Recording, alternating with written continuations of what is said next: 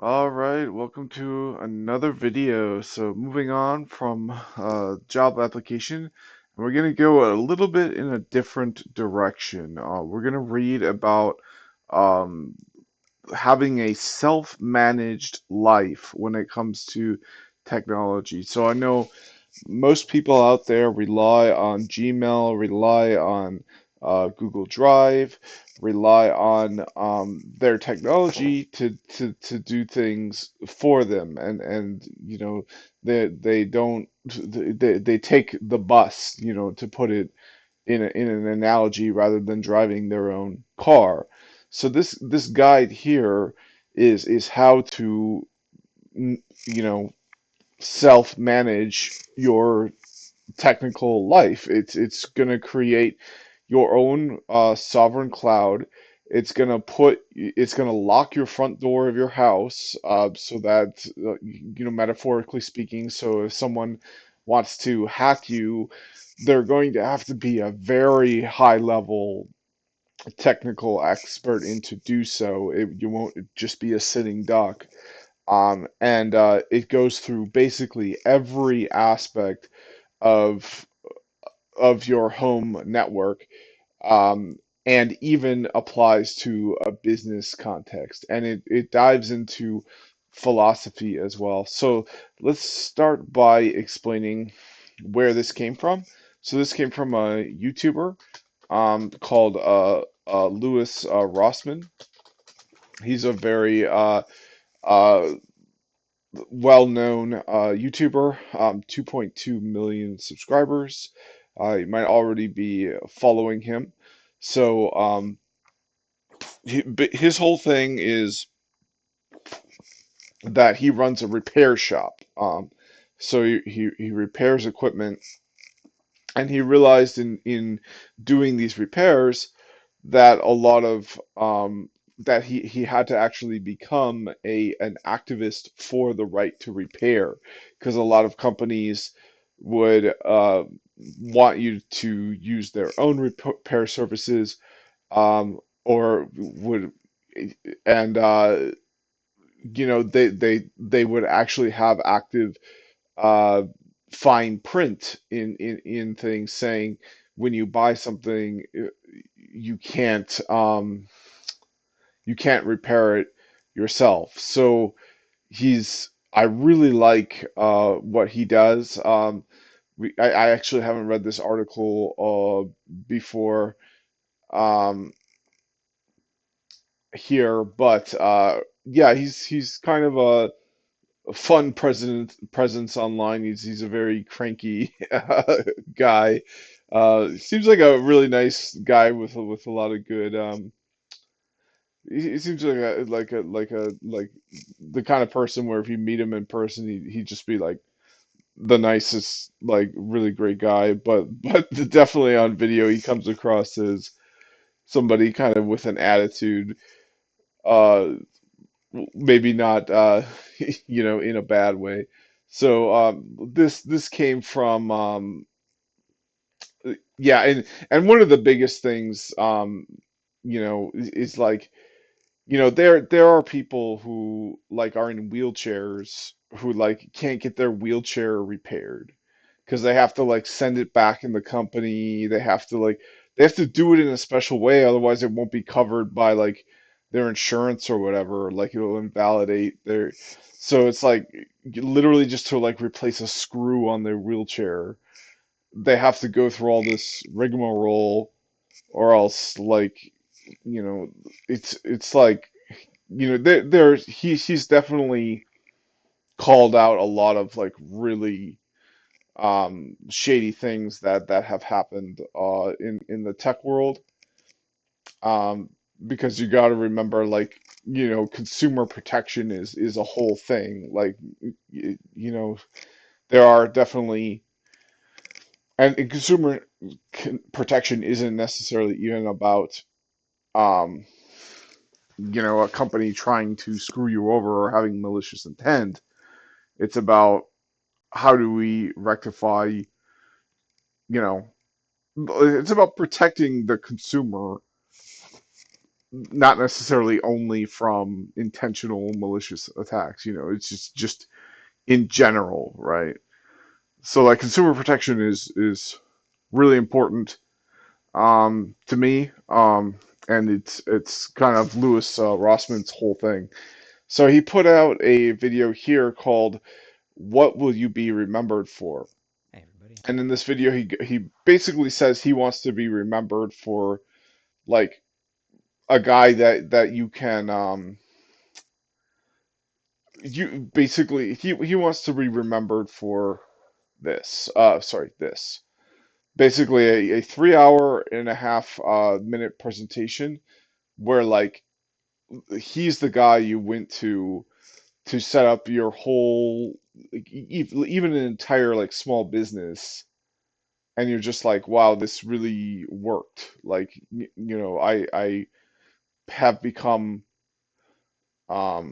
yeah, like this helped me. Like that's how he wants to be remembered. It's like the guy who helped you rather than the guy who like screwed you over. So he's trying to help people by writing this, and this is based on everything he did. And there's some really cool stuff in here. I looked it over a little bit already, so you can skip to the most relevant part. I'm going to read the whole thing. I'm going to spend 13 and a half minutes on this. At least, yeah, I spent 55 hours or so on reading a book, so this should be a breeze. But one of the really cool things on this is you can actually probably go to small businesses in your area, a like anything that has a Unitel uh SIP trunking, like any so like they're like a business, and you can go to ChatGPT. So like what are some local businesses in my area that would be customers of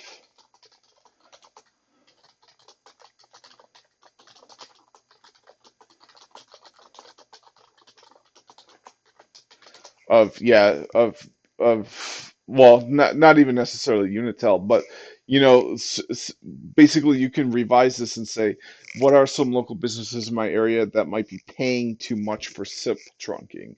And one of the reasons they might be paying too much is spelled out in this guide that we'll get to later. It's because the SIP trunking company has details of their network that they don't need to have, and they're charging them extra for these details. So basically you can set it up this way so that they no longer have those details, and you're not violating anything. You're just keeping your network more secure. So a lot of this stuff is practical. A lot of this stuff you can probably take and run with and start your own company, just doing, redesigning the phone systems for any small business in your area that has a comprehensive phone system. So it's just I think it's interesting. I think it's important. I want to give it its due diligence. Um, oh shoot, I'm I'm in Austin, Texas. And the cool thing about Louis Rossman too is he's serious when he has videos go up say, I'm going to give you free workshop time in my downtown Austin, Texas studio. Like I went in and I worked on some of my broken stuff. I didn't get very far, but yeah, he gives you a workbench, he gives you all the tools. He wasn't there, but his staff is there. They'll help you out. And like, yeah, they just let me sit down for as much time as I wanted, which I didn't want that much time because parking down there sucks. But like, he's real and genuine. It wasn't a bait and switch or an upsell or anything like that. Like, he's definitely not. Yeah, he's fighting the fight. All right, so yeah, let's start off and try to get through some of this. And this will be my next series. I'm going to spend the 13 and a half hours on this. It'll probably take me more like 15 or 20 though. All right, so I don't know what TOC means, but this is the preface. So it's dedicated to this person right here, whose name is Tom Giles. Thank you to Tom Giles, aka Slipperman, whose remarks on what makes someone a real professional stuck with me for a lifetime. I listened to, oh, and I'm in the red here. Let me fix that. There we go. That should be better. I listened to Tim on the Mixer Man radio show. Who's Tim? Okay, yeah, Tim Giles. Okay. Which might be a good. What I like to do is when I get, good recommendations, I like to keep track of them. The algorithm is going to show you what it wants to show you and not necessarily what you want to see. So I think it's important to actively go and manage your feed of what you see online. So let's see if there's a way I can the Mixerman. No, okay. I don't know what this is. Maybe it's from a while ago. Oh, and you know what? I lost that link. So if you want to find that link, go to this video by Louis Rossman. What will you be remember for? And then go all the way down to the bottom, and the link is right here.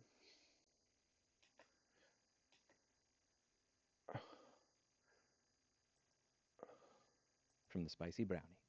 Oh, and look at this. He has a video walkthrough for it too. Next up, we're going to be setting. Yeah, he has two video walkthroughs for it as well. But the but just the we're gonna stick to the written. So Tim wanted to demystify his craft in a way that anyone could understand. That would inspire everyone to pick up a microphone and tape machine and give it a shot themselves. He did this with his own unique writing style. His work inspired me to do the same with everything I've done, from board repair to self-managed servers. Tim passed away 2 years ago. I hope his legacy lives in through everyone who tries to open doors for the next generation rather than gatekeep information via ego-inflating elitism. I think you meant to say lives on. He hopes it lives on, but maybe that's a dialect thing. I know Louis Rossman is from New York and they stand online rather than inline. So perhaps people's legacy lives in rather than living on. But you can kind of see the attitude behind this. It's a very perhaps polarizing attitude, but we can see but I mean you can see how this would be useful, right? It's like this is telling you how to um you know everyone should pick up a microphone and tape machine and give it a shot themselves. So this is probably from a while back, but it's all very relevant today, I'm sure.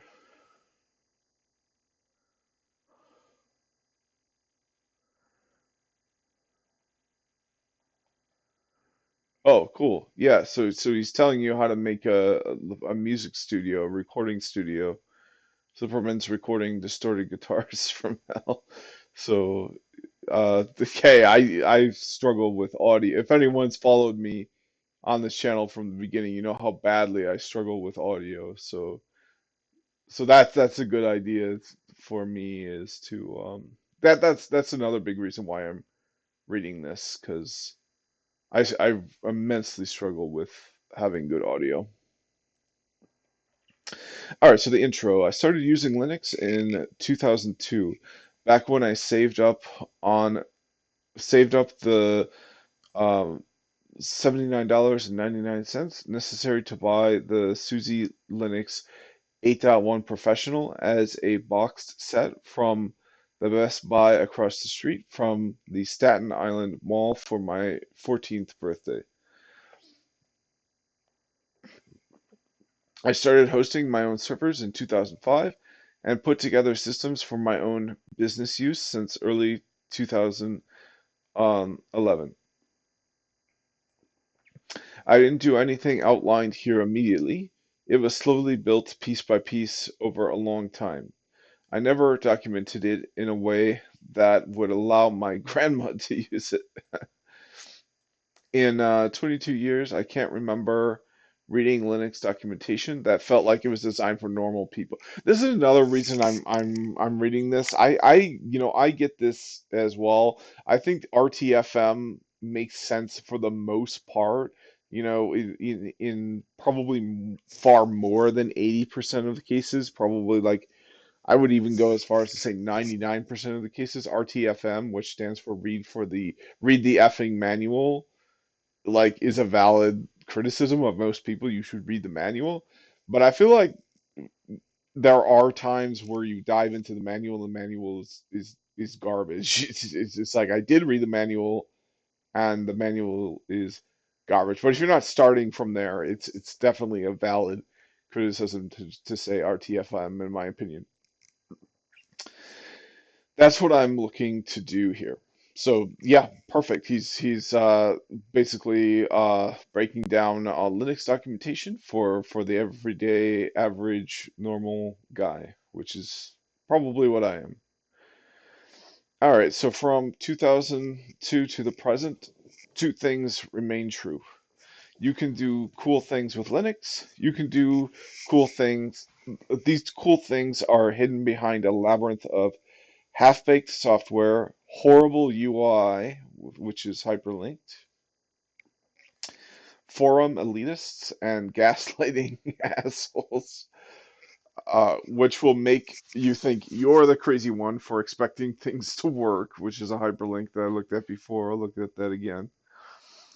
People that will tell you to RTFM with no regard for whether that documentation actually exists with actually spelt wrong. So this is Um, it's a write up from Lewis Rossman, and that's good. I'm gonna like I like that. So I'm okay with little typos here. It's not like a book that I paid for. It's free online. I just want to hear what he has to say regarding this because I respect him as a tech professional.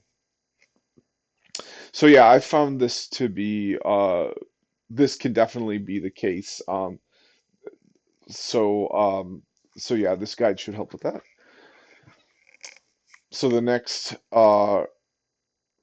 thing that hides the cool things of Linux from the users are black boxes. And by that he means literally hidden behind actual black boxes. For 6 months, unfixed on the stable version of a server operating system, that bug is present in 2.4.10 long-term stable even today. Okay. Wow. Um, so much of the open source user experience is not designed for normal people. Whether it was using NDIS wrapper 20 years ago to get Wi-Fi to work, or messing with SCSI emulation to burn a CD, Linux is a pain. It's all a pain. It's painful enough that people will happily trade their data, sovereignty, privacy, and their rights to avoid ever having to deal with it. I can't blame them. Yeah, and this is where I'm coming from with this too, is I might want to make some digital content to sell, like a book, some music, even something like if I create a course based on this YouTube channel, which I don't know how well that would do, but um, if someone could just steal my course, right? It's like that, so I want to be able to own my own data. So like this guide will help with that. This has to change. As of 2024, Most of you live your life in these 5 ways. The first way is dependent on closed source software. That's me. I use Gmail. I use Google Drive. Yep, I just use it. Running on someone else's server where you can be kicked off at any time. Yep, that's my whole YouTube channel. We've got how many videos up so far? Let's take a look. Um, so let's see. So thanks for everyone subscribing. That's a good number. Um, so that number, is going to go down to zero if this is deleted. But even worse, all of these 875 videos are just gone. They're not anywhere but on YouTube. They're not on my local files anywhere. They're just, if YouTube says three strikes and you're out, like I posted a video and it had, without my knowledge, some kind of scam associated with it or something, all of this, nearly 1,000 videos by now, probably close to 1,000 hours of raw time posted on here. It's just gone. It doesn't exist anywhere else but YouTube, and it's gone. I can't do anything with it, and that matters a lot in this era of AI because, like, there's so much that can be done with these videos. Like, they all have a transcript too. All right, So, like, I can scrape these and just get, like, an analysis of like myself, and, like, it's like it can be used um in, like, I think it's really, this is really valuable, right? It's like, I created this channel because I wanted to, yeah, and basically now all these videos can be used, like, for extortion of myself. It's like, oh, well, you want your 875 videos? Well, now you better pay YouTube, right? Or else we're just going to delete them all, right? It's like I'm a sitting duck, right? So if I had my own local storage server, I could have all of these videos and more sitting there as well, backed up. So if my channel gets deleted, I just re-upload everything, which would be kind of a pain. But as it is now, if my channel gets deleted, all these videos are gone forever, and there's nothing I can do because I don't even have them. They're just all up on YouTube. All right, so yeah, I'm very, very, very guilty of this one. So the next one is forced into forced arbitration, or your device won't work anymore. So arbitration is something I feel like a lot of people don't know anything about. Um, they don't realize when they've signed a agreement for arbitration, or if they do, they just think like, oh, that's normal, like it's, but it's,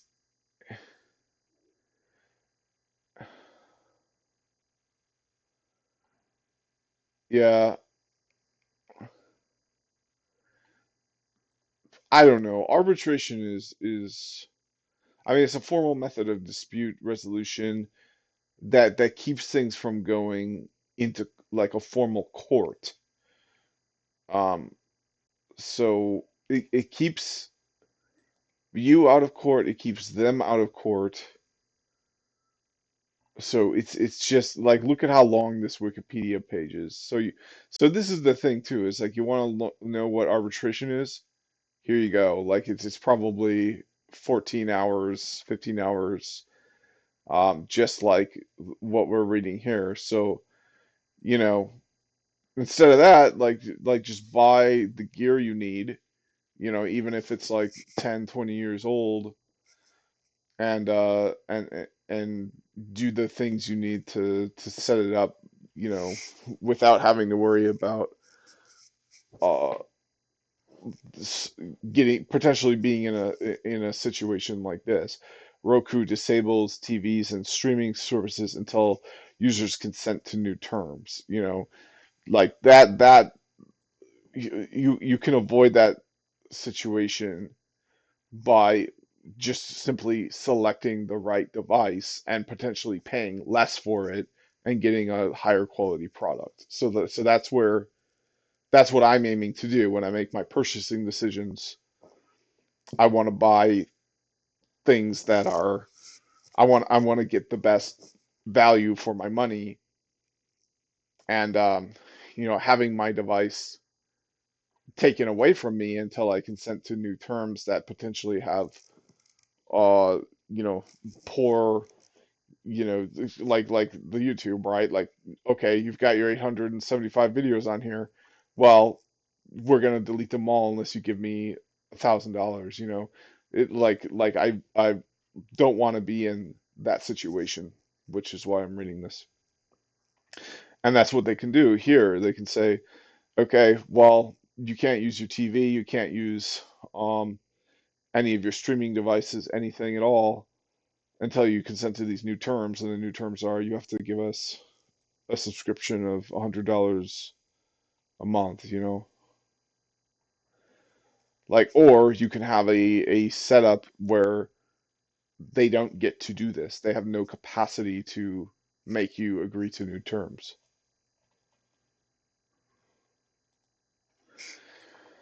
All right, and then this is a big one too. No privacy.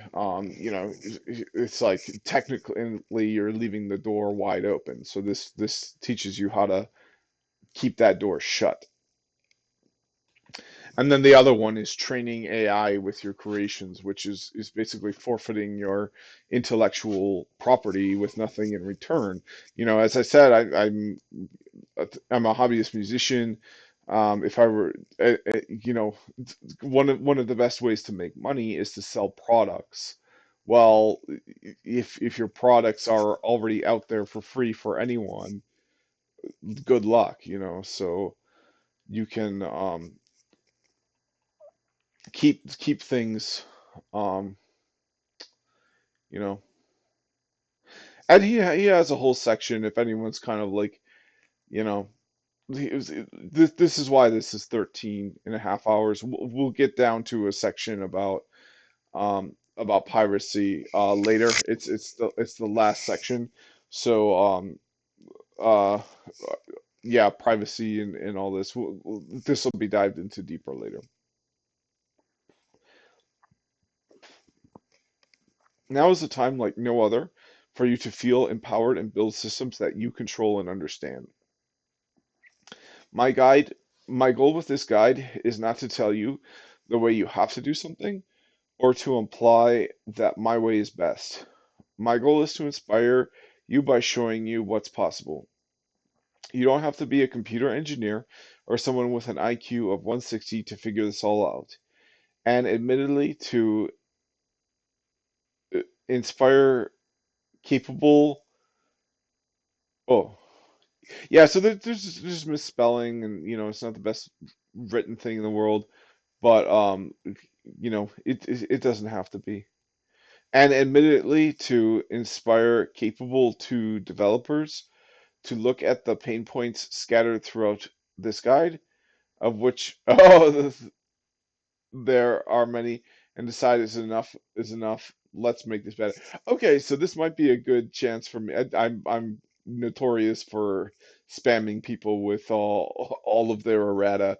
So looks like he's actually looking for that. So I prepare yourself. All right, so the fun here is building your own system, your own way. This is my Sovereign Cloud. There are many like it, but this one is mine. I can't wait to see how you build yours. So why build your own Sovereign Cloud? Apple and Google, so this is a big one for me. I have everything on Gmail. If they say, "Hey, we're shutting down your account until you sign our new terms of service," our new terms of service is you pay us $1,000 a month. You know, it's like, well, everything is up there, you know. So Apple and Google push users into closed ecosystems while removing options for personal control over data. Think back to when smartphones had micro SD slots. You could store your photos, videos, and music locally and cheaply. As these companies started pushing paid services, micro SD slots disappeared from every phone. Apple no longer gives you a working delete button, and Google has mistakenly flagged people as criminals for sending photos a doctor requested of their sick child during COVID lockdowns. These issues come up because you don't own the software or services you're using. If you can't review the source code, it's not your software. If you can't host the service yourself, it's not legally yours. So, yeah, I mean these are pretty extreme situations that are probably pretty rare, but man, like, would you not want this to happen, right? It's like, first of all, you've got a sick kid, which probably frickin' sucks. And then second of all, you know, you do what your doctor says, and now you're a criminal. Like, you know, you don't have to be in that situation, right? You can just be technically competent, right? And not uh you know, and follow and have good security on your network and the way you use the internet. So the Apple says update fixes issues. Apple directly acknowledges the deleted photo problem that we reported last week in the release notes. Um, this update provides important bug fixes and addresses a rare issue where photos that experience database corruption could reappear in the photos library even if they were deleted. No, Apple isn't secretly keeping deleted photos. While some have asked if this means Apple keeps our deleted photos, the explanation for what happened is suggested in the release notes. Apple is what? Okay, so I guess you'd have to read the release notes to get their side of the story. Apple is completely embarrassed by the bug as it doesn't meet their mark for privacy. However, the behavior wasn't by design. Instead, Apple appears to be describing the fix as repairing the database handling mechanisms, ensuring the photo library records of deletions are accurate to prevent previously deleted photos from resurfacing. I mean, that strikes me as very suspicious because it's like, well, I mean, I could see how that works because, you know, deletion of files, is basically the only way to truly delete a file from a mechanical hard disk is to take out the platter and smash it with a hammer. So all you do is when you delete a file, you say this series of ones and zeros can be rewritten. And then until you rewrite where that file was stored, the file still does exist on the system. So like I guess this one kind of like makes more sense to me that they could have some flaw in their deletion code where they you know forgot to like they didn't delete the file properly and it's just still there and then when you try to read your new file so like that one I guess this one seems more forgivable to me um but it does seem like it's you know even if it's an honest mistake right it's like it's you want control right like You don't want a photo that you uploaded to Apple to potentially just remain there forever. Like this idea that once it's on the internet, it's there forever. That's why you should build your sovereign cloud to have this kind of demilitarized zone, so it's not just immediately on the internet, right? All right, so Fudo is looking to change that. We want to provide solutions that let you take back control, whether it's running your own cloud or hosting your own services.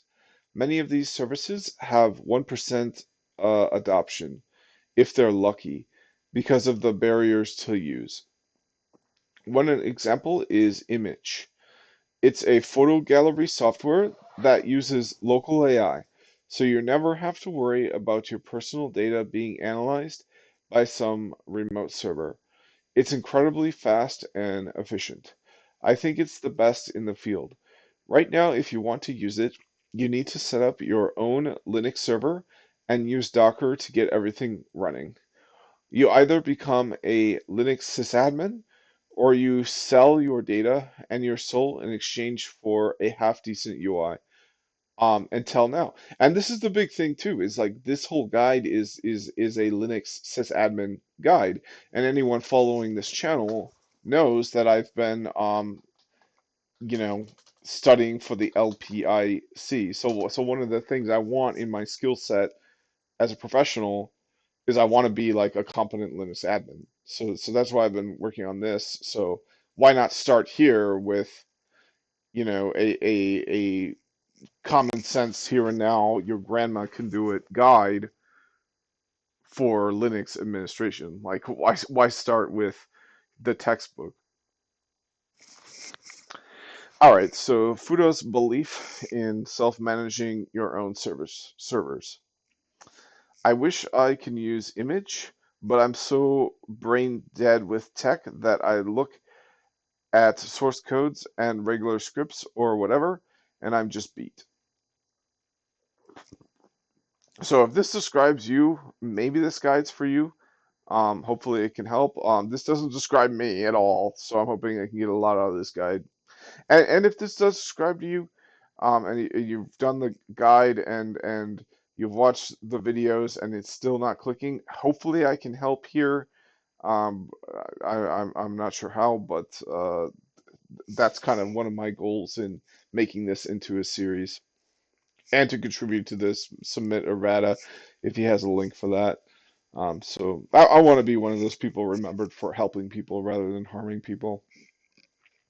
We believe that any piece of software we create or offer that has a client must be accompanied by server code that allows you to run your own server. You have to have control over your devices. At the same time, if we throw the source code at you and tell you have fun, we have we really enabled you to run your own system? That's akin to throwing a party and saying, "Hey, anyone who wants to join us is allowed in," when you only tell your best friends where the door is. Yeah, exactly. We want the door to the party to be open to everyone and for all of you to know where it is. So let's see if we can put spicy brownies, because that's the name of the commenter, concerns to rest. The rabbit hole to hell. I'm going to show you exactly how to set this up because that's been a common question in the comments. I'm going to show you how to set up Image. To do that, I need to show you how I get my files from my phone to my server. If I'm doing that, I'm connecting to my server from outside, which means I have to show you how to set up a VPN tunnel. I'm not going to forward ports for all these random services. If I'm doing that, I might as well show you how to set up a router that will always get updates, which means building your own.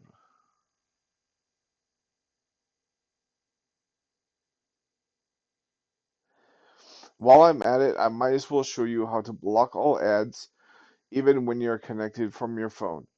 While we're in there, let's show you how to set up something similar to Google Docs, Google Sheets, Calendar, Contacts, home surveillance with notifications, self-hosted email, a business phone system that curses out annoying customers for you, and anything else.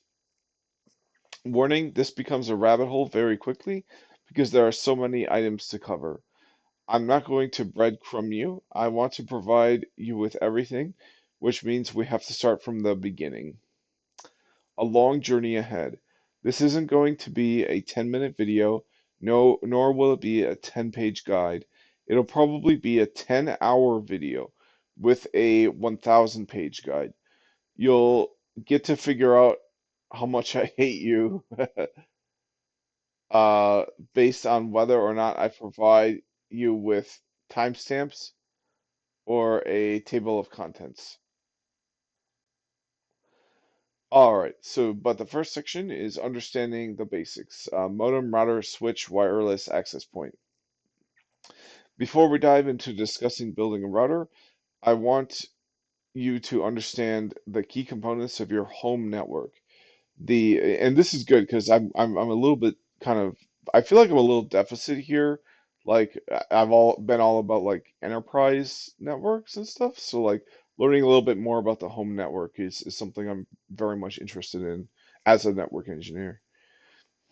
The modern router, or sorry, the modem, router, switch, and wireless access point. These devices work together to connect you to the internet and allow multiple devices to communicate with each other. Most consumer products package the router, switch, and wireless access point all in one, hiding from you what each component is for. You might even have a modem that includes all three, meaning you have one device on your home network. Let's break down the purpose of each device. And I think I do have that. I have a AT&T ONT. Uh,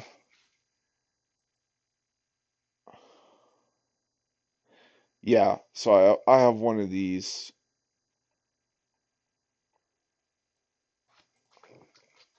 Oh, wait, no, that's not the same thing. Oh, yeah, okay, no, this is an ONT. Okay, so oh, that's let's see.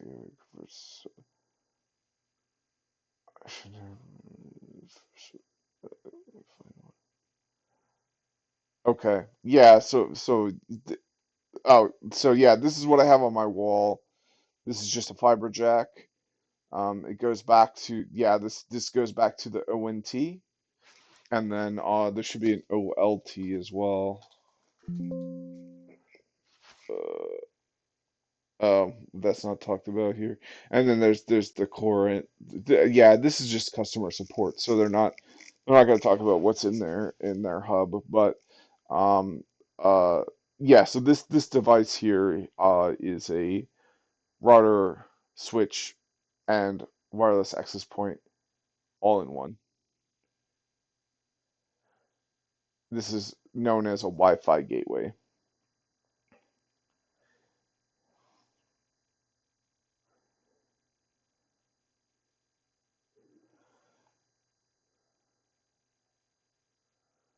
I don't know what this is.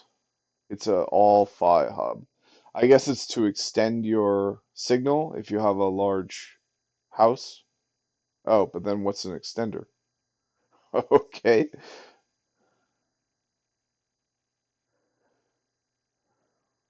This is to extend your signal if you have a large house.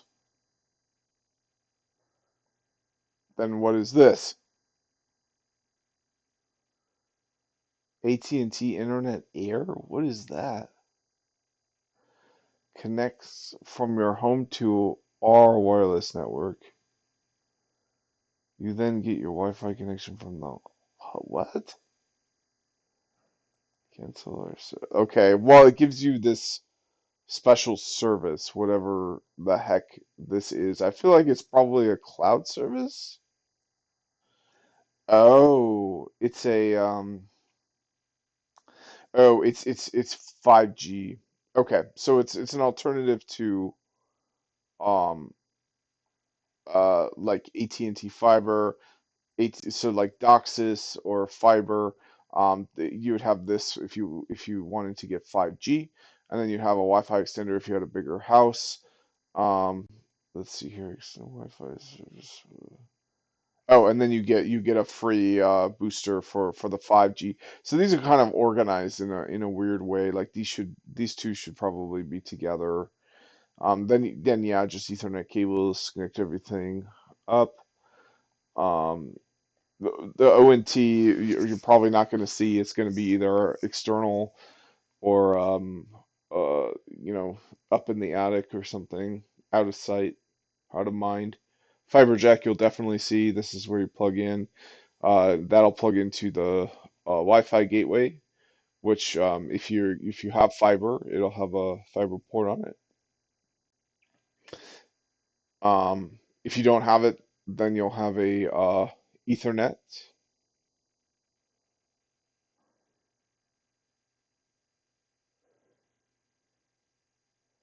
Oh, and you might still have Ethernet even if you have fiber, because if your ONT is very far from your Wi-Fi gateway, the techs might install this.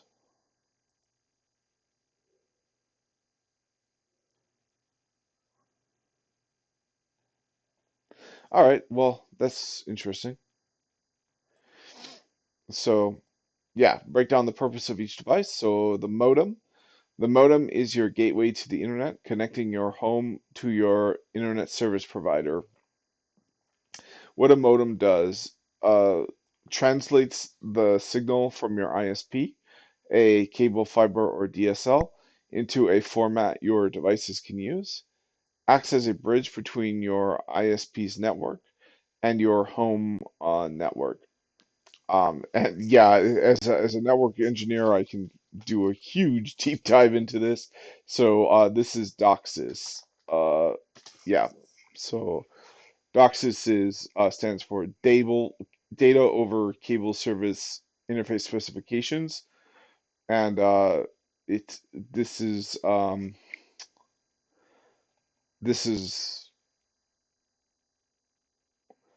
what is it? It's a international communications standard, and it's yeah. So this has to do with modems. It's an alternative to Ethernet, and I'll verify that claim quick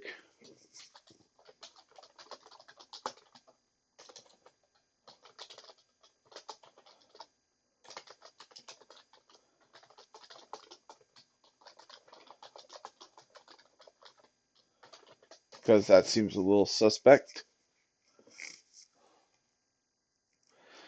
All right, but in the meantime, let's keep reading. So types of modems. You can get a cable modem, which connects your ISP via a coaxial cable. This is what most people will have. This is the DSL. Dun, dun, dun, dun, dun, dun. You know that sound is DSL modem. Connects via a phone line. And then this is the one I have, and that I'd recommend anyone out there have if you can get, but it's limited that you can get this because if you don't have fiber connections to your place, you can't get it. So most likely people will have a cable modem via a coaxial cable. If you're completely SOL, you'll end up with a DSL. But hopefully you can get a fiber connection, which comes with a fiber modem, and that connects via a fiber optic cable. And again, I can go to extreme detail. Uh, it connects via a multi-mode 80 802.3 wavelength. No, 802.3 is a yeah, okay, yeah, yeah, yeah. 80 oh 802.3 is The Mac. What am I thinking of when I'm thinking of a number in so multi-mode fiber? Yeah, so it's definitely going to be a multi-mode fiber. Uh,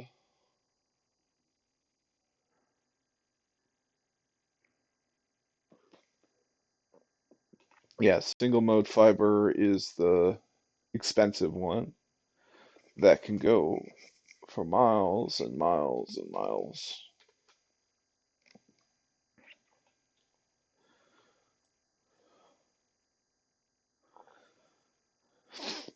Yeah, so single mode fiber has no degradation of signal, low dispersion, good suitability for long distance. Disadvantages, more expensive, more difficult. Yep, so more expensive there, more difficult manufacturing handling, so also rarer, harder to get. And then difficult coupling of light into the fiber. So you have to maintain it. You have to make sure that it's getting a good signal more actively. It doesn't automatically get a good signal the way multi-mode fiber does. Um, but multi-fiber doesn't have any of these advantages. It has signal degradation, it has high dispersion, and it is only good for shorter distances.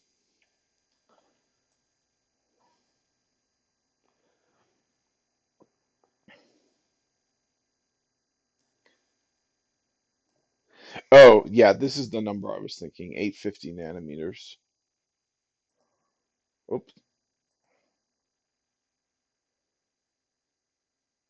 Yep.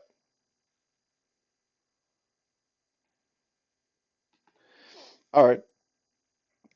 Yeah, I could go into really deep detail for any of these, but I'll try to stay sane in that regard.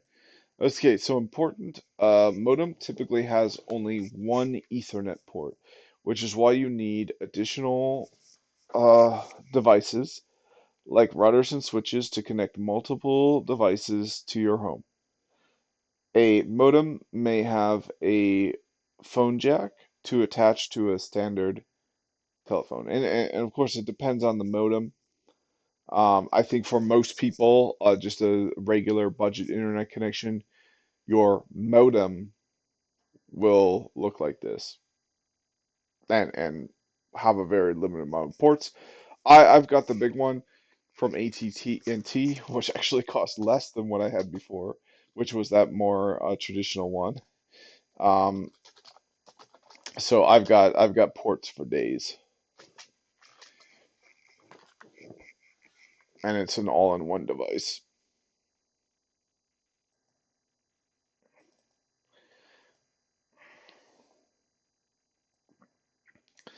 All right, so what is a router? The router manages traffic between your local network and your home devices and the internet outside world. What a router does allows you to have more than one device in your network. If you attach your computer to your modem directly, you are simply connecting to the outside world's network. This is referred to as the WAN, which stands for Wide Area Network. This can work, but when you do this, you do not have an internal network. The computer you attach to your modem is the only computer in your home that can go online with this configuration. Routers create a second internal network for your devices so you can attach more than one thing to the internet, wide area network. Wouldn't it suck if you could only have one wired device attached to your home internet? This is why most people need a router. So what does a router do? It routes traffic. It directs internet traffic from the outside, this is called the WAN, to the correct device on the inside, your home network. This is called the LAN, and vice versa. Now, multiple devices, for example, computers, phones, smart TVs, can communicate with the internet through your modem, and with each other within your home. So the other thing a router does is it provides NAT, network address translation, translates your device's private IPs into a single public IP address provided by your ISP. Note the router you get from your ISP or buy from the store 99% of the time is a combo device that looks like this, includes a router, switch, and wireless access point all in one box. Understanding their roles separately is key when setting up a more advanced system like pfSense. So that's what I have. I have a combo box here, a BGW. Uh, I can't see what that says. I think the 320.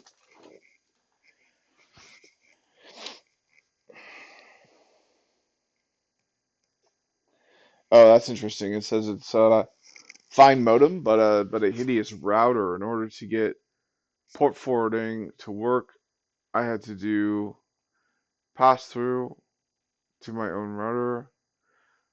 Oh, I was able to set up port forwarding on it pretty easily. Interesting.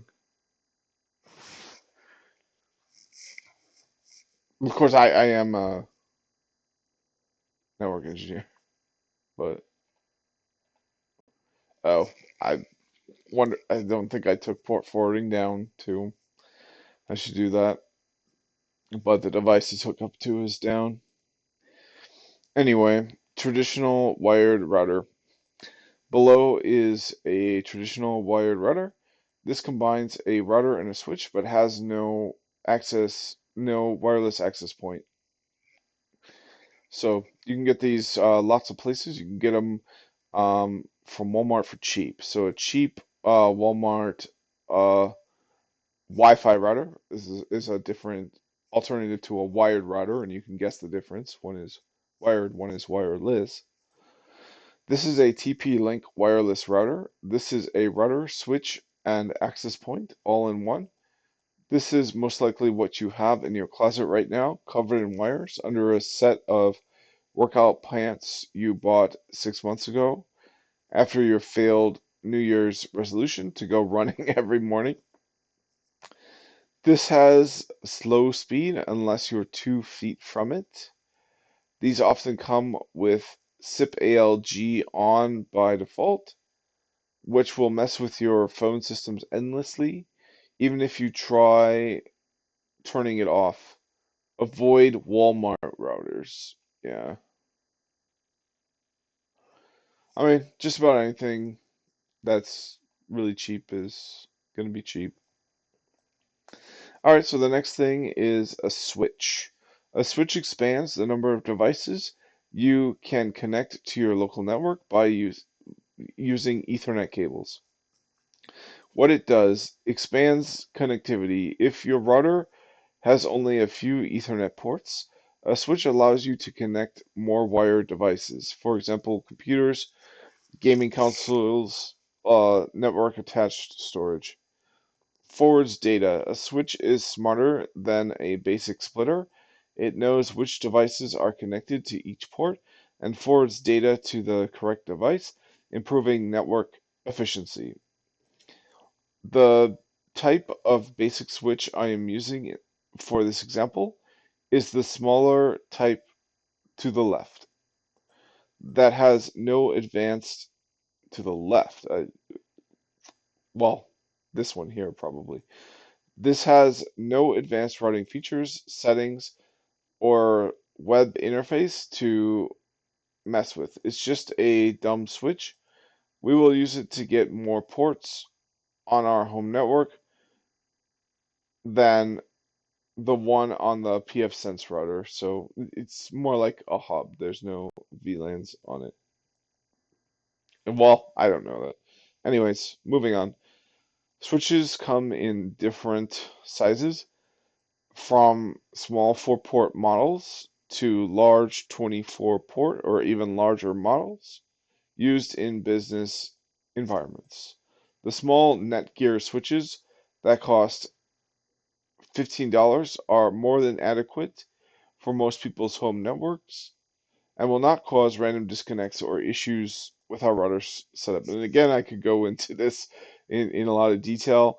Um, you can get power over Ethernet, which can be kind of nice because it can power on some of your devices over Ethernet. And if you're using phones, sometimes that's a requirement for the phone. You have to have kind of a bit of a nicer switch. You have to have one that has VLANs so that you can um, separate the calls from like the image that goes on the phone and like the boot files for the phone, and then it has to have power over Ethernet. So sometimes, so I this I guess if I would already email him some errata, it would be the typo so far, and it would be kind of to clarify that, you know, when you might need to spend more on a switch. And I think if you were doing a phone system, you might need to spend more on a switch. So maybe he gets into that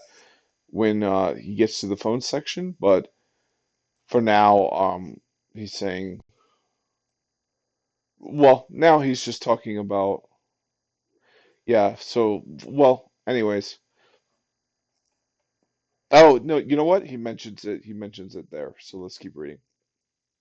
Cheap switch. This is a basic Netgear switch that you get for $15.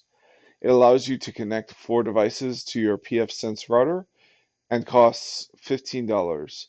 You would attach the LAN port on the pfSense router to the port on this switch. Any port is fine, and then connect your wired devices. Wireless access point for Wi-Fi, computers, etc., to other ports on the switch. Some points to note. This switch is gigabit, meaning 1 gigabit per second. 1 Gbps equals stuck transferring, oh, stuck transferring around 100 megabytes per second real world performance, aka the speed of a 10-year-old hard drives. This means even if you have a fast solid state drive in the server and your personal computer, transfer speed will be around 100 to 120 megabytes per second. If you have a gigabit Ethernet connection and are downloading a file at 1 gigabit per second, you can't also grab a file from your server without slowing your download. Yeah. These are important distinctions to make. Yeah, yeah, yeah. This has no power over Ethernet. And the thing is, like, this is all you get too. This is like, if you're an enterprise, yeah, you can get 10 gigabit per second. You can get 40, 100. You can go crazy. But it's still true that all you get is that 1 gigabit per second. So uh, you know, unless you have one file transfer blocking out all the other ones, you can saturate that link pretty quick. It's possible to saturate that speed, and then yeah, in real world performance, you get far less than the full gigabit.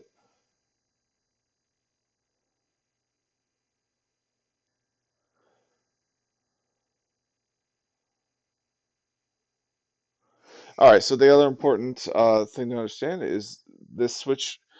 This has no power over Ethernet PoE. If you want to power wireless access points, and that's a good point too, those run on PoE, uh, Office voice over IP, VoIP phones, or cameras, you have to plug them into something or get PoE injector later. A power over Ethernet switch can power devices you plug on the Ethernet cord. You plug the Ethernet cord into, which is very cool for setting up security cameras. Only have to run one wire. These cheapies will usually not have power over Ethernet to power cameras and wireless access points and office desk phones, nor will they usually support configuring ports for VLANs. We will get into that in the Wi-Fi section at the end. So it stands for Virtual Local Area Network. It's basically like connecting two independent networks up to it over the same port. This is a good starter switch since it is reported to pass VLAN tags. So if you bought, oh, okay, the $15 one can do that. Okay, cool. So if you bought Wi-Fi access points or switches that supported creating isolated networks, this switch would pass those tags. We'll get into that at the end of the guide. No need to worry about that now. Okay, so that's great. These cheap switches work great and also come in 8-port versions for a few bucks more. Yeah, but do they have PoE? Let's see.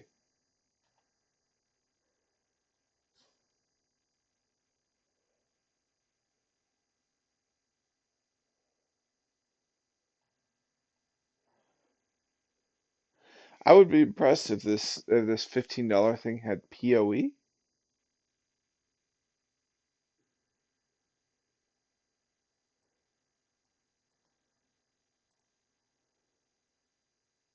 Oh, energy efficient Ethernet. Okay.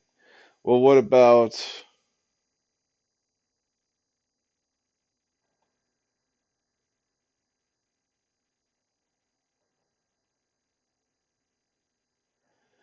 Yeah, I'm not sure that this has PoE.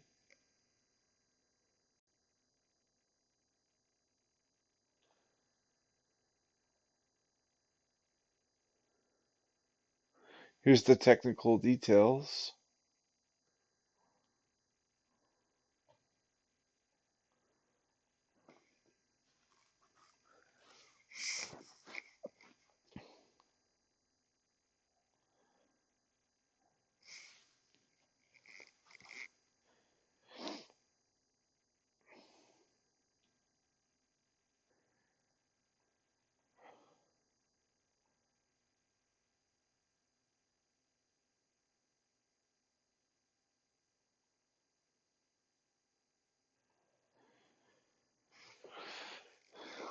Well, anyway,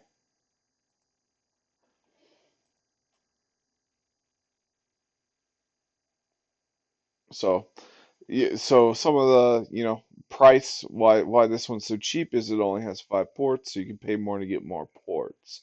The other features of expensive switches. So the Netgear XS724EM switch is an expensive, fancier switch. Speed supports 2.5 or 10 gigabit per second Ethernet on its ports. And the thing is with that is you have to make sure the other side of that connection supports that. So as I mentioned, I have BM uh the BM one. So yeah, this one. So like does this support 10 gig Ethernet or 2.5? Let's see if ChatGPT might know.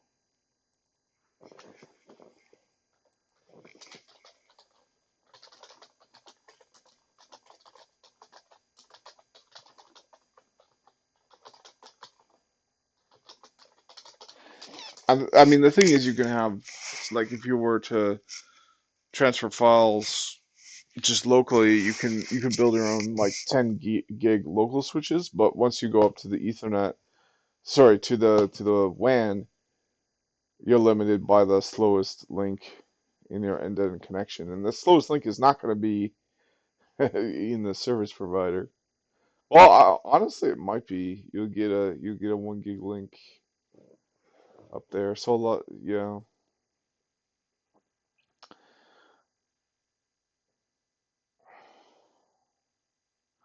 Okay, so it gets looks like it definitely gets 2.5, and it definitely has a 5G capable port. Cool. Oh yeah, this is the thing too, is the ports have to negotiate their speeds, so a lot of the times you can't just plug it in and expect to get the highest speed if that negotiation goes wrong.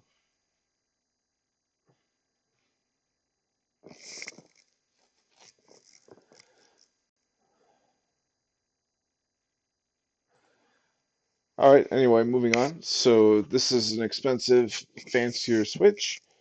Supports higher speeds, supports 2.5 or 10 per second Ethernet on its ports. So for these, you typically won't get so like these are likely the two 10 gig. So you don't get as many higher speed ports as you get lower speed ports typically. If you have a network interface card, NIC, that supports 2.5 gigabit Ethernet on each end, these are becoming more common.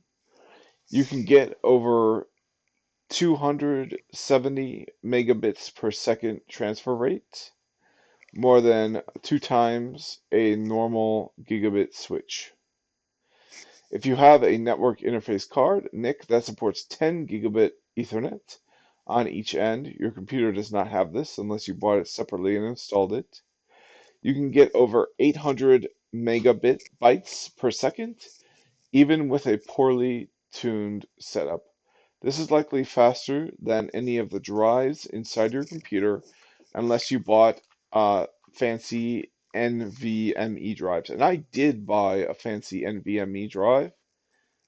And the important thing to know about NVMe drives, fancy ones, they're super cheap right now. Like look at how, this is marked down from 160 bucks. It's marked down $40. Like they are absolutely cheap nowadays. So, this is a good deal right here. This is um how much oh, how many oh, it's 2 terabytes, which is pretty big, but you can get it in 4 terabytes as well. And like, forget about it. Like you've got all the storage you need in the world. Now it's kind of expensive, and you need a special motherboard for it that has NVMe M2 slots. Mine only has two, but look at these speeds. It's insane.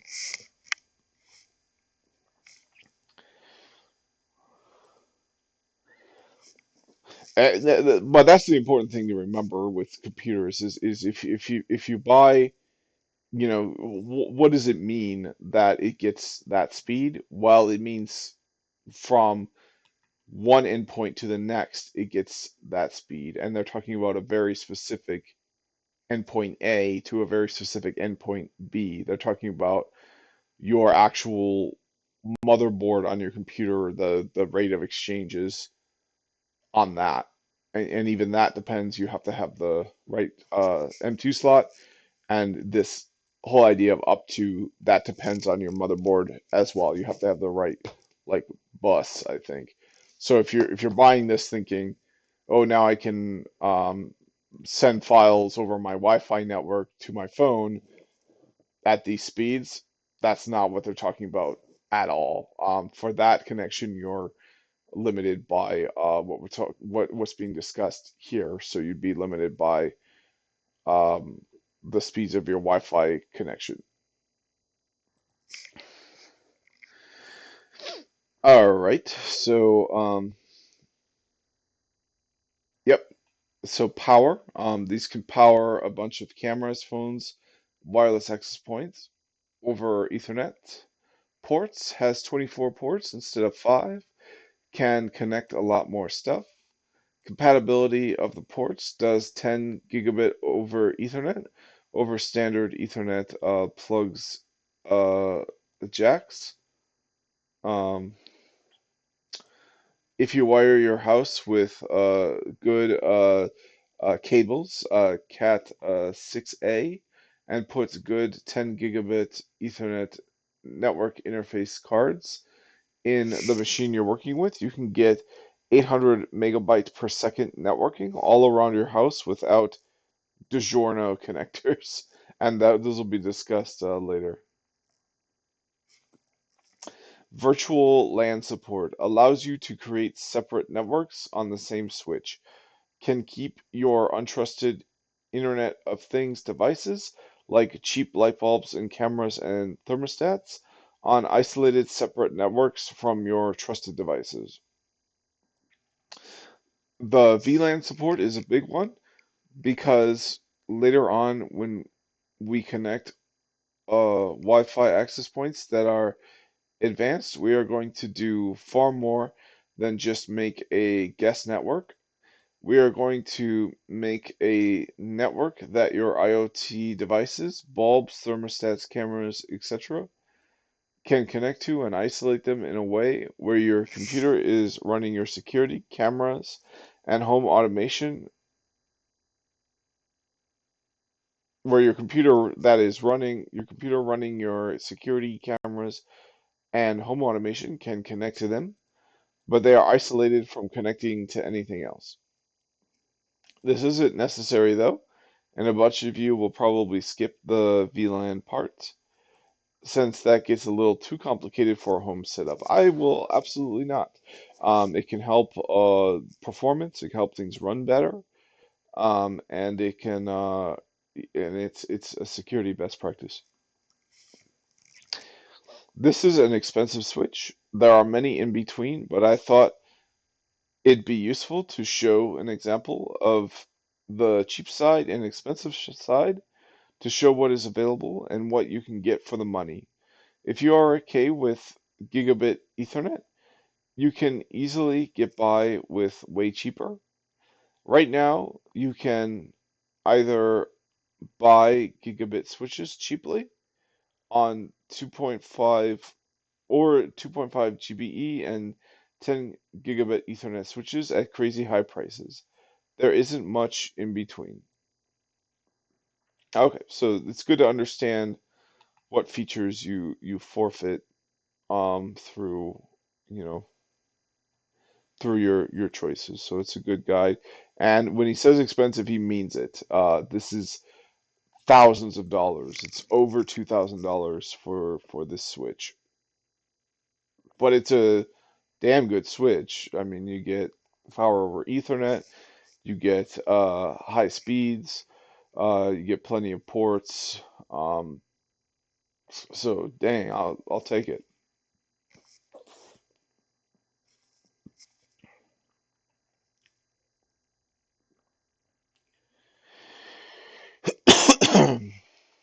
All right.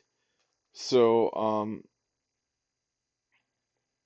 let me open my device manager and let me see what kind of speeds I get on my network interface card. And this should help people following along. So if we go to the device manager, we can see all the stuff connected to my motherboard. One of them will be a or we call it connected to my, well, you know what the Yeah, all this stuff connected to my motherboard because my even my Xbox controller is connected to my motherboard via USB.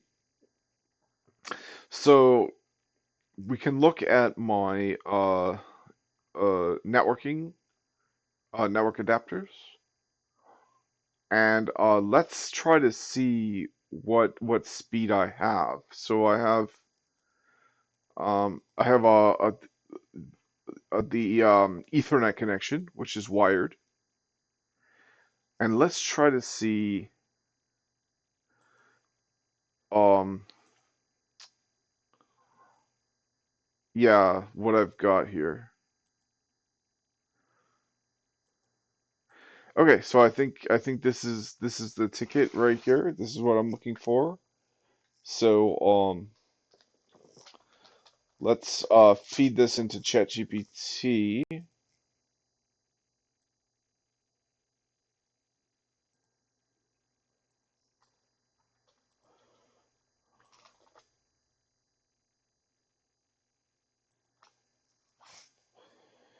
Okay, and now we should be able to copy paste it easier. I don't know why, but it's not letting me. It's not letting me like copy paste the. Oh, okay, there we go. So it's thinking about it. I don't know why it's taking so long to think about it. In fact, it's taking so long that I think I'm going to plug it in. Oh, okay, never mind. So, okay, there we go. So from the screenshot, signature, okay. So this is, let's take a look at this.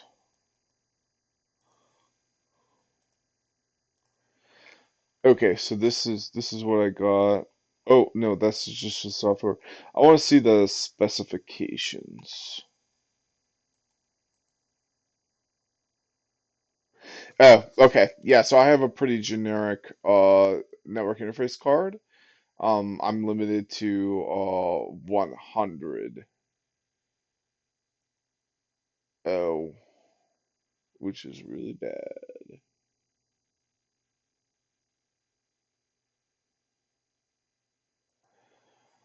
Yeah, that's bad because I have a 600 connection.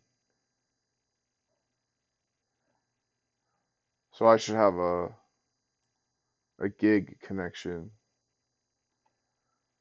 to that. Um, well, shoot.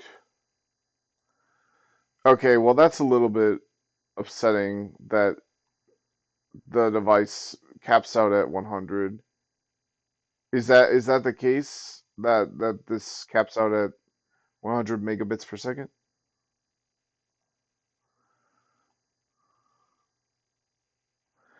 All right, it'll check that. Let's pull up information about my other one.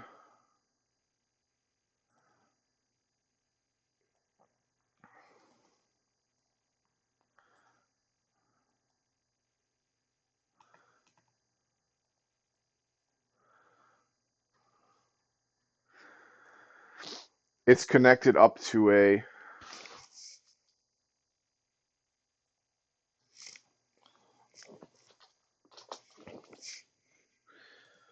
I'm wondering if I can get a cheap upgrade to my internet experience by swapping out that network interface card. Oh, okay. Oh, cool. Okay, cool. All right. So yeah, I shouldn't need to.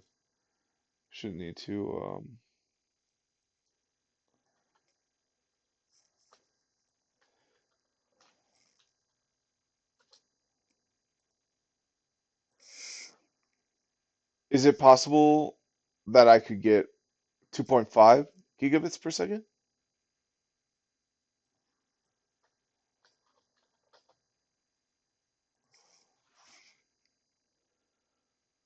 Okay, so my NIC is Okay, that goes to, yeah, usually 100. That is way too slow. And like I wouldn't be getting these speed tests. I get 600, so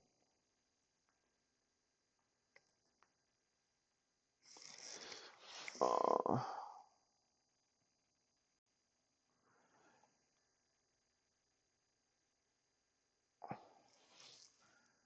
okay. I'm just wondering I'm just wondering if I could get a really easy and cheap performance boost simply by replacing my network interface card on my PC and doing nothing else.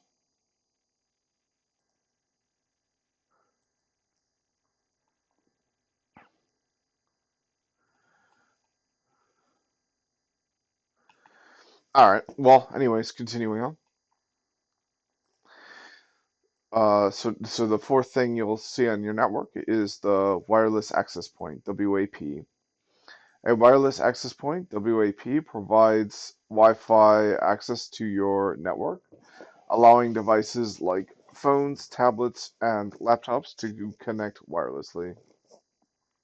You could add a wireless access point like the ones below to the old blue Linksys router above to turn it into a wireless router.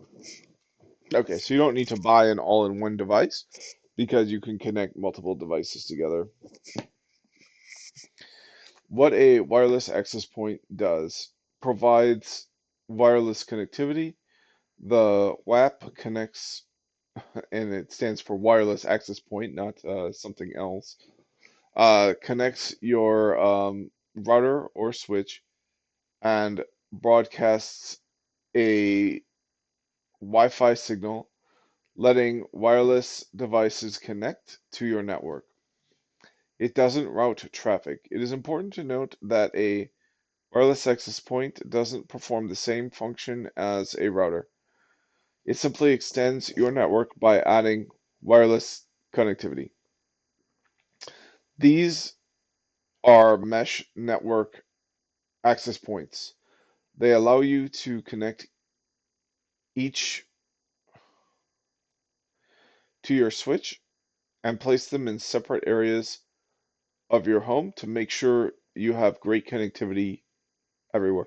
And you have to remember with a wireless access point is it connects to your devices wirelessly, but it doesn't connect back up to the internet, the WAN wirelessly. You have to run a wire to it from your switch where it can get power, and you have to run it back to the expensive switch where it can get power over Ethernet. And then so you can't wirelessly. The whole thing isn't wireless. It's not like you just take it and glue it to the ceiling and you're good. You do have to run a cable to it. It's just that you can connect to your devices wirelessly.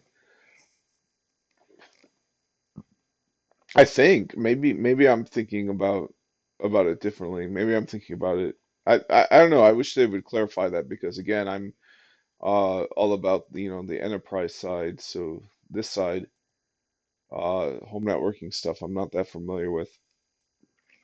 These are mesh network access points. They allow you to connect each to your switch and place them in separate areas of your home to make sure you have great connectivity everywhere.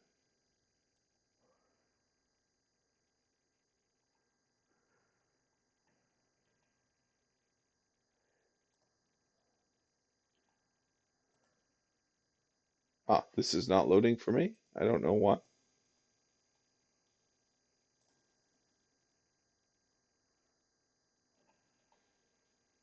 Yeah, see how there's a port in the back. They're all gonna have these um, passive PoE ports in the back to exchange the data and to because it's a whole different protocol that connects to your device. It's Wi-Fi rather than Ethernet. So like it can't use Wi-Fi to send the aggregated connections of the multiple devices. All right, so they allow you to connect. Yep, there we go. So there we go. You have them all around your house, but then you have cables back to the centralized location. The way these work is you would place the access points at different parts of your house and have an Ethernet wire going to each one. Yep, exactly. The access points intelligently work together to figure out which one you should be connected to based on which provides the strongest signal to your laptop slash phone where you are right now. You'd place one on the side of your house, one in your basement, one on each side of the floor in your home, and wire them all to your switch, and you'll get amazing Wi-Fi connectivity from anywhere.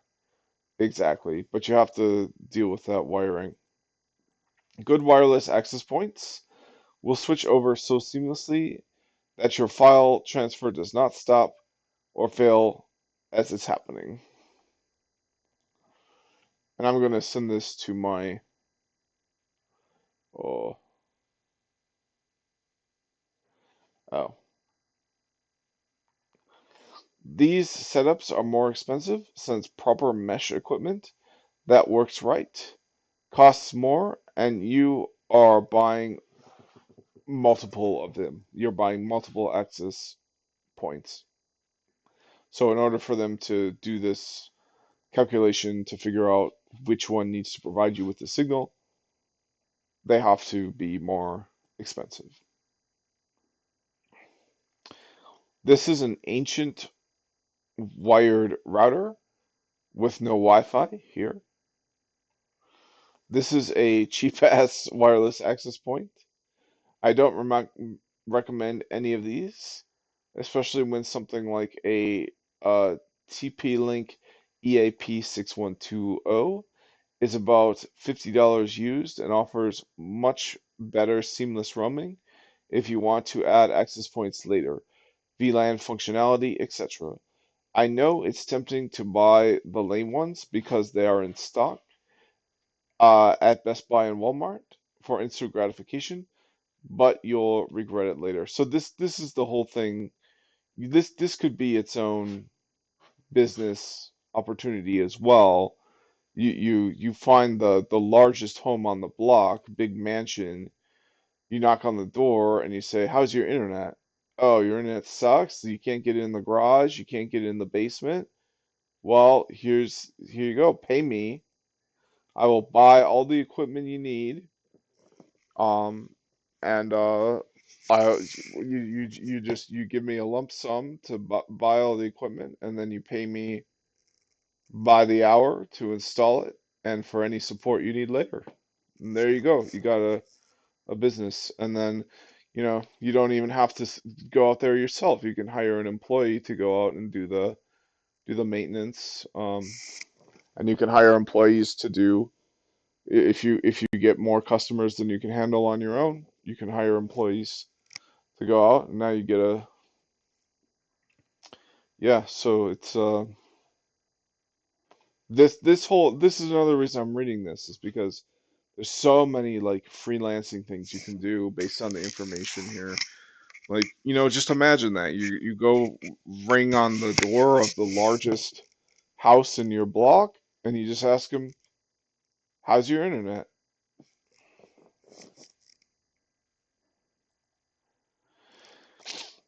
Now, look out for any no soliciting signs, and I will say a lot of people don't like being solicited to, but you can put out an ad, you can do all sorts of stuff.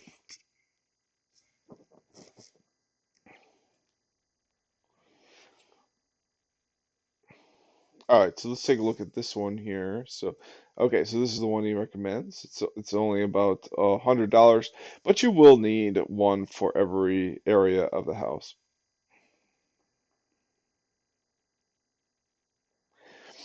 This is an ancient wireless router that is a legend. The unbreakable, unbeatable Linksys WRT54G. It is a router, a switch, and a access point all in one. So I guess it's hard to get this because it's um wireless G. Oh. So it looks like they've got this for 50 bucks here. Got a bunch of ports on the back. Let's see specifications. Yeah, so I think it has outdated encryption mode.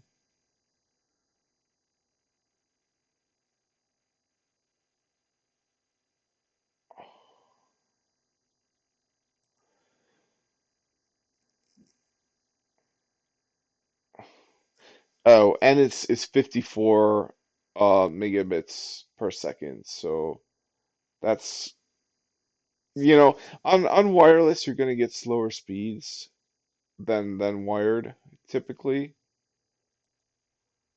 but I feel like that's particularly slow.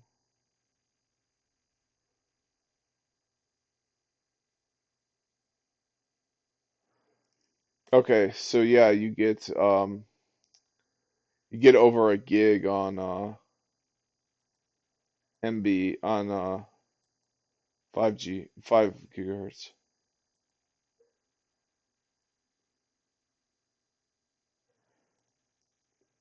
and you get 500 versus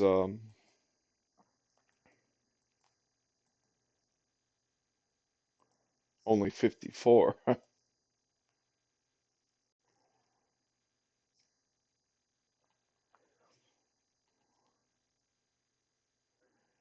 Yeah, so that is an I don't know why he has this.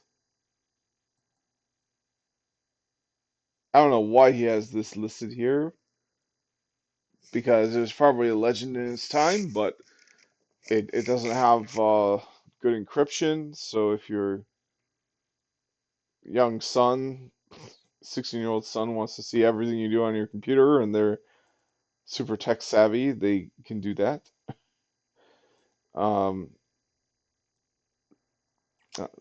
not sure that they would, even if they were super tech savvy, but um, anyways, so moving on. So Internet Protocol addresses. And this might be a good stopping point. I'm just feeling like it's time for breakfast, so let me pause it and come back. I'm typically good for coming back, so let's do that. All right, welcome back. Sorry goes into the red there. This is why I'm reading this article, right? Because this should help me get my audio sorted out better. But anyways, the next section is on Internet Protocol addresses. You have an address in the front of your building. You have a phone number. This is how people find you. Your modem will be how you get an IP address from your internet service provider. It usually looks like this or this. You may have seen this before. Most of you with a home internet connection have something called a dynamic IP. This means that your IP can change. Your IP address may change for a number of different reasons. When you unplug your modem, when you plug your modem into a new router, when you unplug your modem for a long period of time, every day just for the hell of it. This can make things more difficult than when you have a static IP. Static IPs do not change. You get an Internet Protocol address, and that's what you're stuck with, for better or for worse. For home users, most people don't need a static IP. Static IPs are for when I want something to stay put. I want my phone number to stay put so people know where to find me. I want my home address to stay put so the mailman knows where to find me, and so I know where to go home. In this case, I want my IP to stay put so I can always find my home server, no matter where I am in the world. If you are reading this, you likely have a dynamic IP provided by your home internet service provider. We will have a workaround for this that allows you to be able to find your server at the same place every time you go to use it, no matter how often its IP changes, which is interesting. I feel like it might be uh some version of NAT, such as uh like based on the port. I'm not sure. We'll find out. All right, so let's try to get down to this. Okay, so we'll tie it up here, and then we'll finish it up here. All right, so how these devices will work together in your setup. For this setup, you'll use a dedicated pfSense router instead of the combo device provided by your ISP. Here's how the connections work, and you'll probably have to use it in addition to, because if your combo device is also a modem, you can't just throw out the modem. So here's how the connections work. Modem to router. The modem takes the signal from your ISP and passes it to your pfSense router via an Ethernet cable, right? And sometimes, the combo device includes the modem, so the combo device, you can't just not stop using. You'll plug the combo device into the pfSense router, and then anything else on your network that you want to go on your network, you're gonna plug into the pfSense router rather than the combo device. You're basically gonna ditch the combo device for anything except its capabilities as a modem. The modem will be connected to the WAN, wide area network, port on the router. Router to switch. Your pfSense router manages traffic between your devices and the internet. Since the Intel NUC running pfSense has only two Ethernet ports, you'll oh, I think NUC is a oh, okay. I thought this was a typo for NIC, the NIC, network interface card, but it looks like he wants you to get a small form factor bare bone computer kit that you're going to use to make your firewall out of. So he'll probably have some advice later on for how to purchase that. Since the Intel NUC running pfSense has only two Ethernet ports, you'll connect the second port, the LAN local area network port, to a switch to connect multiple devices. And honestly, I probably already have an NUC. If you have a Raspberry Pi, you might have all you need. Now, Raspberry Pi has only one Ethernet port, so you might be limited there. But yeah, that'll be exciting to get through to learn more about that. You know what? I am gonna pause it and grab my NUC that I do have, and see what I've got on that. So I'll pause it and be right back. All right, I'm back. So let me take a moment here to talk about my NUC. So it is, what is it? So it's an MELE Quieter 2Q. So let's look that up.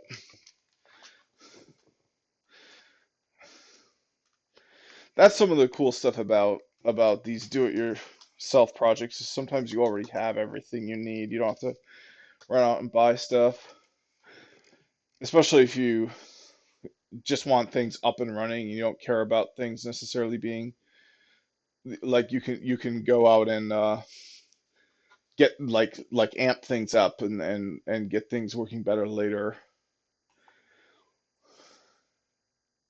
Yeah, so this one's kind of not. I don't think this one would be up to the. Whoa, it has room for. Okay, well, it might have a lot of storage, but it's only got one Ethernet jack, and I'm probably lucky to have that on here. So it's yeah, I don't think it's gonna work because a router. The other thing is a router really, oh, really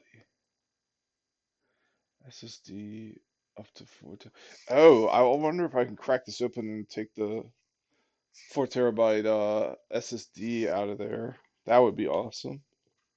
I would do that. I would destroy this thing for that. I'm not sure how to do that though. I can't just do it with my fingers. That would be cool. Crack it open and harvest this and put it in my big thing. I would do that for sure. But anyways, this is what I got. It's probably not enough. We'll find out later. I think for a router, you need a lot of CPU.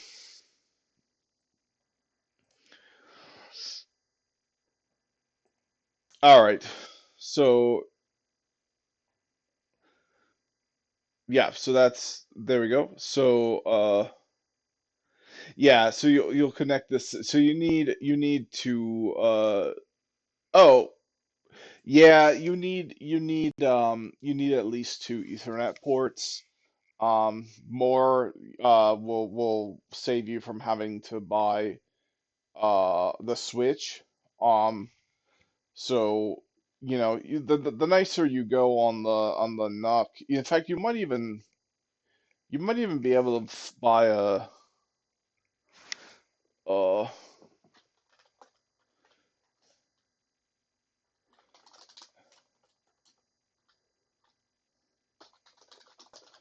you might even buy one with like a amped up Ethernet like a built-in switch, like what is this? This is a NUC 11. What does it have? How much is it, first of all? Because we saw that Switch was over $2,000. It was $2,100. So, I mean, if you can get one of these even for $2,000, you save yourself from buying a NUC. You get a awesome Switch. Yeah, see, there's only two on this as well. So yeah, it's a different device, right? So you have to have multiple devices working in tandem. So the prices add up, right?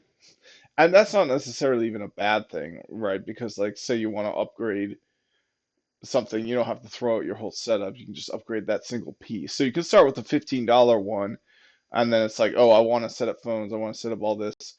Now, you can it's modular. You can just upgrade that one section, and you don't have to set up the network storage part for like actually storing the data that your camera system collects. So you can get all that up and running, and then even though you can't use the camera system until you upgrade your switch, all you have to do is upgrade the switch. All right, so yeah, so you have to connect your switch to your Intel NUC running pfSense. Okay, so then you connect your switch to devices. The switch is connected to the LAN port of your pfSense router. Any wired devices like computers, gaming consoles, or network storage can be connected to the switch using Ethernet cables. This allows multiple devices to communicate with each other and access the internet through the pfSense router. Number four, adding wireless access. This will allow your phones, laptops, and other wireless devices to connect to the network without wires. If you plan, if you only plan to have wireless devices on your network, you can attach your wireless access point directly to the LAN port on your pfSense router. If you wish to have a combination of wired and wireless devices on your network, you would attach a wired switch to the LAN port on your pfSense router and then plug the Wi-Fi access point into a port on your switch.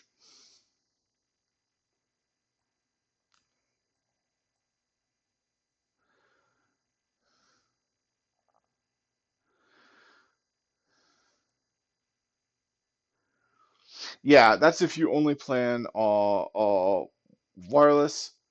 If you wish to have a combination of wired and wireless, you would attach a wired switch to the LAN port. Yeah, so that just gives you more ports off of your router. So if you don't need the more ports because everything's just going to connect to your wireless access point, then you can save the $15 and plug it directly into that second port, and you're good. But you'll probably it's probably worth the $15 just to have it. If you want to plug something into that, you probably don't want everything over Wi-Fi, especially like your network storage stuff. Uh, all right, so if you have no plans to have wireless devices on your network, you do not need a wireless access point. This probably applies to very few people. A common home network setup versus your new setup. So common setup with ISP combo device. Internet service provider combo device. Modem, ISP provided combo device. Modem plus router plus switch plus wireless access point. All devices wireless, wired and wireless connect to the combo device. So this is what I have right now as as a network engineer that was working towards an expert level certification that held the CCNP and JCI PSP. Worked as an internet service provider for 6 years. This is what I had. So we're remedying that today. So your new setup with pfSense will have a your modem, so you can't throw this device away. It's just you're going to stop using these other features, and you're going to only use the modem feature on it, and you're going to connect it into your pfSense router, where you will be doing all of these other features yourself. So then the pfSense router will connect it to your switch if you want wire devices. If not, you can connect it second remaining port directly to the access point. But if you do want a combination of wired and wireless, then you connect that second port to your switch. Then you connect your access point to your switch and any wired devices to the switch as well. All right, so a common home setup versus your new setup. So a common setup with ISP combo device, modem connected to yeah. So your modem is your ISP provided combo device. Which this modem feature you really can't replace, and you really kind of don't need to or want to, because this is this connects to the mega behemoth device at your head end. It's when I was there, these were ASR 9Ks. So these things fill a room. I mean, it depends on the ones you get. The ones on the just the edge for a handful of customers can be pretty small, but like even that is pretty big. And then the big ones are this is probably 6 feet tall or taller. So it's about the same size as like the world's first portable computer.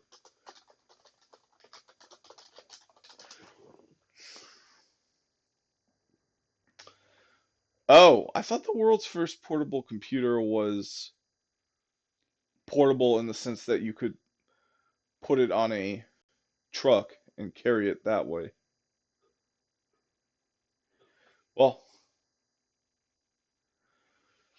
okay. I mean, I think that is true. I think that search term just didn't yield the correct results that I was looking for. But yeah, here's what's on the other side. I'm as I said, I'm going to try to keep this. I'm going to try to not go into these rabbit holes. So let's close that and move on.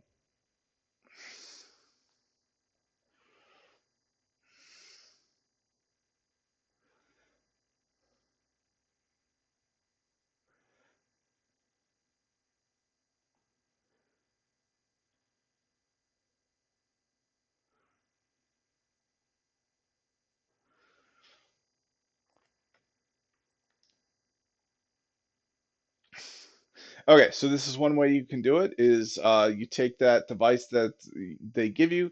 They give you a device that has many features on it, a modem, a router, a switch, and a wireless access point. And what you do is just, naively, you don't even probably do it yourself. The tech does it for you. All your devices, wired and wireless, you just connect into the combo device. But with this new setup, with you're gonna take that same device and you're only gonna use the mode feature, and then for the router, you're going to use a PF Sense router. It's going to be a dedicated firewall slash router. Um, then you're going to feed that PF Sense router into a switch for your wired devices, and then uh, optionally, you can upgrade the switch, and now you can feed wireless access points into the switch. And you can have multiple of them all throughout your house and really good wireless internet coverage in your garage, in your basement, um, all around the house. But that gets expensive. All right, so this new setup gives you better control over your network, improves security, and the ability to block ads with pfSense and tools like PF Blocker NG. It is important that you know what each component does and their purposes. By understanding what each component does, you'll be better equipped to set up and manage your new pfSense based network. Why build your own router? Regular security updates. Yeah, so here's the key question. Like why do all this? Like, screw that. Like, it comes with it. Like why would you are you put on your tinfoil hat, right? It's like, do you really distrust the ISPs that much? Well, Louis Rossmann, we're talking about Louis Rossmann here for one. But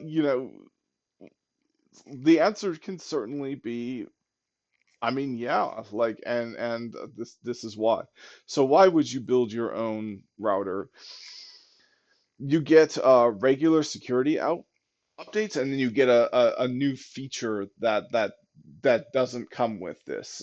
You get a VPN, Open VPN, so you can connect to your home network using a more advanced security feature.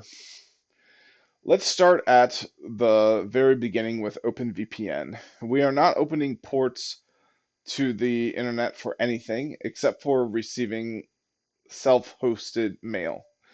We're running a bunch of different open source services that less than 0.1% of the population, if I'm being generous, actually use. I like Image, Home Assistant, SyncThing, FreePBX, OnlyOffice, Nextcloud, MailCow, Frigate, but I don't want them just open to the internet. Yeah, and the other thing is, like, like if you use Gmail, like when you pop it up on your phone, like I get a lot of annoying obtrusive ads in Gmail. And then the other thing is, like, Gmail automatically created tabs to put junk mail in, and it's like I just don't want the junk mail in the first place. So this is probably a way you can get less junk mail. They're nice software, but they're used by And let me do a sound check. Okay, by 0.0001% of the population. Further, even if they were secure, by opening ports to the internet, I am letting every Tom, Dick, and Harry who wants to peek in see what I'm running on my IP address. Yeah, so the idea is of having your own sovereign cloud is your cloud is going to be your apartment. So like when or your house. So like when you go out into the world, you travel halfway across the world to India, you pull out your phone, it's going to go over the internet and it's going to get saved in your at your home in your home. Like that photo that you took now not only exists on your phone, it also exists on a server back home. Now, that already happens on your phone. When you take a picture, unless you have it set up in kind of a unusual way, it will save it to your phone as well as to like Google Drive or like Google Backups or something like that. Okay, well, you just gave your picture away to Google. Hopefully, they don't use that to, you know, hopefully they're okay with, so it's your picture. Like put it in your car. Like don't just give it away to you know uh, don't just give it away. So that's what this is all about, right? It's like you're gonna take a picture with your phone and you're gonna have that picture go on your sovereign cloud that belongs to you and is owned and operated and managed by you rather than onto Google. And you can put it to Google again if you want. And then you have a backup of it that's yours. Google says, "Oh, we've updated our terms of service. You owe us $10 million if you ever want to see this photo again." You're like, "Okay, well, you can have that copy. I have my own copy on my server back home. It doesn't matter, So like, you still have the photo. They can't take it from you and like extort you out of money for it or whatever." But the idea is if you have a setup like that, you have to have a lot of services running and exposed out to the public internet. So if you have a setup like that, you have to have your setup be secure. And even if it is secure, you have to have it be uh, private. So not just anyone can see what you have posted in your hub network. So OpenVPN is used by companies in the S&P 500, banks, and governments. It's everywhere. The beauty of OpenVPN is that if there's ever a security breach, it's going to get found and fixed because there are tens of millions of eyes on it at any given moment. There is too much investment in OpenVPN for it to wither on the vine and become fundamentally insecure. OpenVPN is as secure as it gets. And while it's not perfect, we are massively reducing our risk of being hacked and exploited by utilizing OpenVPN to get into our home network versus opening ports willy-nilly to 10 different pieces of software. I don't want people to be able to see that these services are running on my server. That means that there are 4, 6, 8, or 15 points of failure. I'd rather have one point of failure that's managed properly, and that's what a VPN is for. A way to create a secure encrypted tunnel between your phone and your server. So you can't really do that on this device here because of they're not going to give you something so sophisticated. Um, well, you know what? Let's talk let's talk to the AI some more. So is it possible that I could get a speed upgrade by upgrading my NIC? Oh, you know what? I only have a 100 gig plan. So the answer is yes, but I would have to upgrade my plan. And if I upgraded my plan, I'd have to upgrade my adapter.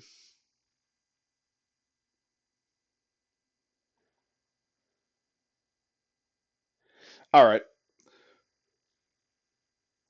So let me ask you this question, but the answer to this is you also have to upgrade your plan, and I'd have to upgrade it by like $15 a month.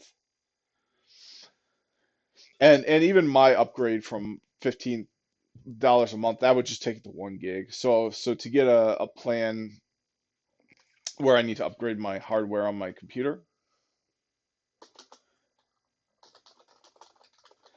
I would need to upgrade by a lot. So if we go to fiber internet here, um, they should have the pricing tiers, hopefully. That should be out there, fairly easy to see.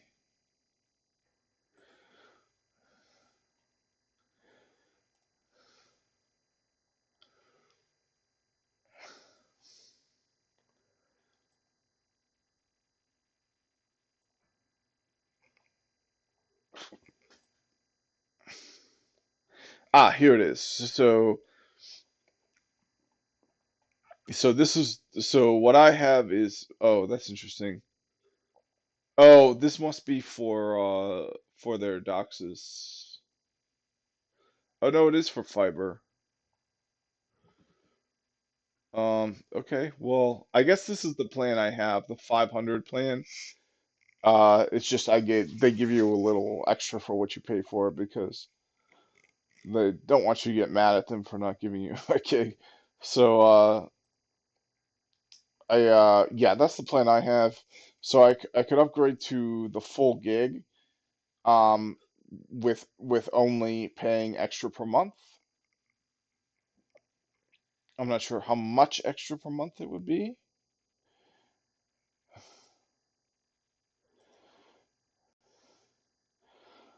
Oh, okay. I'm not going through this whole rigmarole because I'm afraid I'll accidentally alter it without meaning to. But yeah, that's the answer to that is and it should say that. Yeah, it depends on two main factors, the actual internet plan. So I'd have to upgrade the actual internet plan.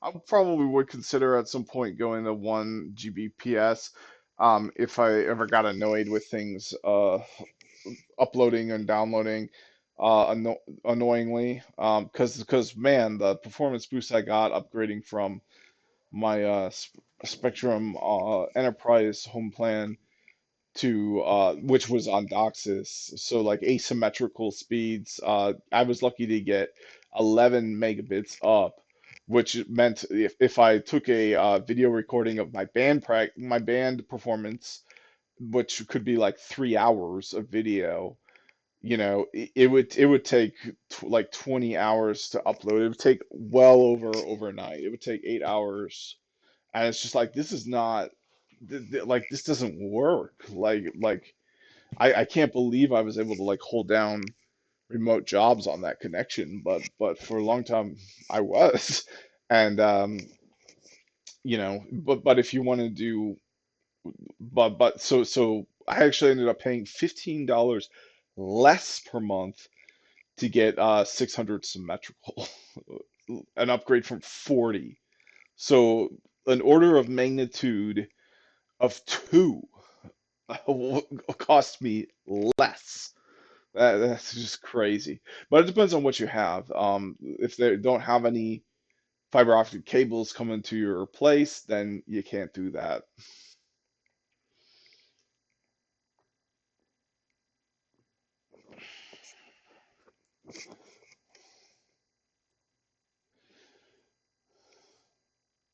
I'm gonna pause it and be back shortly. All right, I'm back. I was just researching the okay, yep. So, well, anyways, because the thing is, the biggest bang for your buck is if you can upgrade your connection from your ISP. Like if you have a dinky 40 down, 12 up on a good day with an outage every morning like I had, um, and you have an option for 600 up and down symmetrical for less money per month and 1,000 for a little bit more than what you were paying. it's like no brainer. So that's the first thing you want to do is I mean you'll see it. You'll see like the if I do AT&T ONT, um if you have one of these in your apartment or house, here, you'll see this. It'll be obvious. This won't be like, up in the attic or anything. That's what this will be. This will be immediately obvious. It'll be right in the office room or wherever, the living room in your house or apartment. So if you see this, get on it. Like you like get upgraded because you're wasting your money for a really bad service. You got to get hooked up to this. But you might not have it, unfortunately. You might have it with another company, TDS. I'm not sure Spectrum does fiber to home, but you know, they might. Just look it up, do some basic online research. That's basically what I was doing, but for another address. So yeah, that's I would honestly even base some of your living situations based on this, depending on what you do. Especially if you like work a lot online. This can be a rare, precious, and very valuable thing. Like a lot of houses and major areas don't have good internet connections. And if you're really tech savvy, um, and your whole neighborhood is just internet poor, you can buy like a dedicated business line and then sell higher speed internet to your neighbors. But like that is tricky. Like I would probably have trouble with doing that, but it's called a WISP, a wireless internet service provider. So basically, what you do is you climb up on the roof. So it's not online sexual and reproductive health. I'm not sure how good it would be for your reproductive health, actually. Probably, if you fall off the roof, that's probably might not help, especially if you impale yourself um, down there. But yeah, the WISP. So this is a wireless internet service provider, and there are. Oops, and I need to take a break. I'll be right back. All right, welcome back. Let's keep going on this. Wow, 2 hours already. Yeah, see, this is this kind of stuff that it's easy to for me to spend a lot of time on this. So it's a good sign because you could easily make a career out of like multiple of the things in this article. I mean, as I said, just go to the largest house in your neighborhood, say, "How's your internet?" Their internet is terrible. So look into their address and upgrade them to fiber if they have it, which will save them money per month potentially. I mean, if they're used to getting, if they don't work online or like don't need high speed internet, and they have a fiber connection, get them the lowest tier plan. You could probably cut their bill in half, and you can get them a service um, that is about two orders of magnitude better than what they have for half the price they're paying. That's insane. So right there, that's worth a lot of money. But they want their Wi-Fi in their garage. They want it in their basement. You can do that too. There's all kinds of things you can do um, in this article. So that's where we're at. Now, if you don't have one of those fiber panels to your house or apartment, and in fact, the internet is just a complete nightmare where you are. And this might be the next one for me to read all the way through after I'm done with that.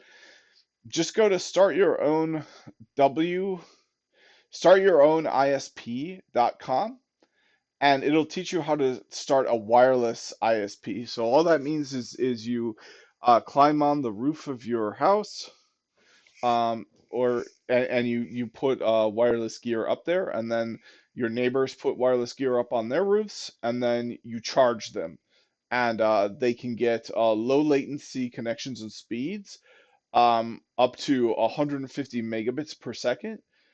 Um, at a place where they were previously paying, like 70, 80 crazy amount of dollars for like if they're lucky, 40 megabits per second, and it's not symmetrical. So like, if this is a symmetrical rate for 150, uh, and you can pay less than what you were paying before, like, oh hell yeah. And then, this is just what you're giving to your customers through your WISP. In order to set this up, you find a fiber provider. Uh, so you buy one to you're no longer it's no longer your home, it's your business, and your business is you're an service provider, a local internet service provider. So now you get to go to Spectrum Business Fiber, and you get to search for like dedicated fiber internet, so fastest, most reliable internet for your business. So even for this, like you're not even paying that much. Like you're paying 120 per month, assuming you can get it. Um, but if you don't have the wires to your house, you've got to yeah, you might have to get them. So you got to look into this, and you got to do the math. But the cool thing is it walks you through that whole process. So sometimes you'll have to purchase fiber from the same entity you're competing with for residential customers. That may seem weird at first, but in practice it isn't much of a problem. The business units that sell fiber to businesses versus sell internet to homes are very much separate and happen to take your money. So, and I've definitely seen this. So when I worked there, they were on the same floor. They were just across from one another. I worked on selling fiber to businesses, and then the people across from me worked from selling internet DOCSIS to homes. So like, I would have been happy to set up fiber at a home that was registered as a business, and nobody from that side of the room would have come over and been like, "Hey, how dare you take our customers away?" So it doesn't even work that way. So you don't even have to worry about that at all. As long as the money's coming in to them, they don't care how it goes in, and they don't even really care about the margins all that much, especially since like now they don't have to run DOCSIS to your those homes. Like they can decommission that whole device they have in the head-end dedicated to that whole block. So like, what do they care that you're putting less demand on their equipment, especially some of their like crappy equipment that might need to be replaced soon. All right, so yeah, so this is what you do is you need to get it. So to start an ISP, you'll need a connection to the public internet. In most cases, the best way to do this is to buy a fiber connection from an existing provider. Fiber is available in unexpected places sometimes. Fiber is commonly installed using grant money and sometimes left unused due to the expense of last mile installation, getting the fiber from where it is to down the street to a customer's home, and because of restrictions surrounding the grant money. So ideally, you would be able to find a fiber connection that is reasonably priced, that is already built to a building, and that's close enough to your customer base to make a decent relay site. So, so there you go. This is probably the next one to read, but this is very much related to.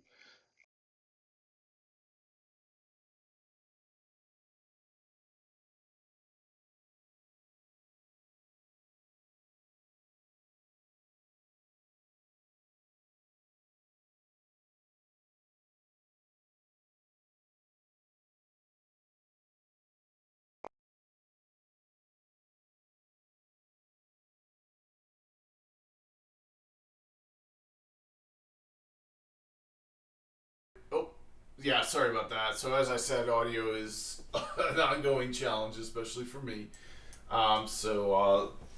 That's I think things are hopefully fine now. I see that things are registering. It's just my headset gave out batteries. I just need to take 5 seconds and replace the batteries, but that's okay. I'll just use this other mic. Hopefully that'll be fine. So yeah, if you so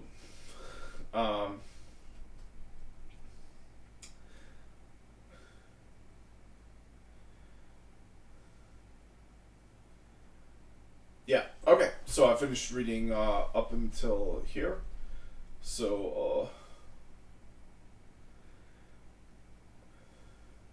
yeah, I was just on a tangent about speeds. If you want more speed, you might have to get that from the service provider. There's nothing in this article that's going to have you get more speed than the speed you're buying from your service provider. And if you can't buy higher speeds from service provider, I'm sorry, you're SOL unless you want to become your own service provider and pay thousands of dollars a month for a high-speed connection. Now, as I said, there's so what you can do if you're paying thousands of dollars a month for a high-speed connection is you can either eat that cost or you can subsidize that cost by having your neighbors pay for it by giving them access to your connection through wireless gear. But it's very risky. Like you have to first of all, like if they snip this connection on you, you're done. You're screwed. You don't get it back. If you've got to eat the upfront costs. That's all you got to eat them. Like you got to buy all the gear. Like it's hard to get customers if you don't have any testimonials, right? It's hard to get customers if you're not going to give them their service for a while. So you have to be able to install a customer. So you have to get on their roof and you have to set up all this crap, and like this crap doesn't come from like anywhere. Certainly doesn't come from the toilet. It comes from your pocket. Like you have your it comes from your wallet. So you have to buy all this and have it laying around your place. And then when you get a customer, you have to make sure you're charging them a appropriate fee where you can recoup your losses. So look at this. They have a whole section here for billing and customer management, because this is the key. You have to have this figured out, because you can so easily be like, oh, I want to give my customers the best experience possible. Here's a dish that can give them 300 rather than a dish that can give them 150. Well, my customers, only the best for my customers, so 300, and now you're in the hole, right? And you're not in the hole because you couldn't get any customers. You're in the hole because your I forget what they're called. Your upfront costs were so high that you can't recuperate them for a year, and then by the time you recuperate your upfront costs, it's like you move out, or your customers move out, your neighbors move out, and you gotta get those numbers working. So you have to use a software platform to manage your customer issues, to manage your billing, and to monitor your network.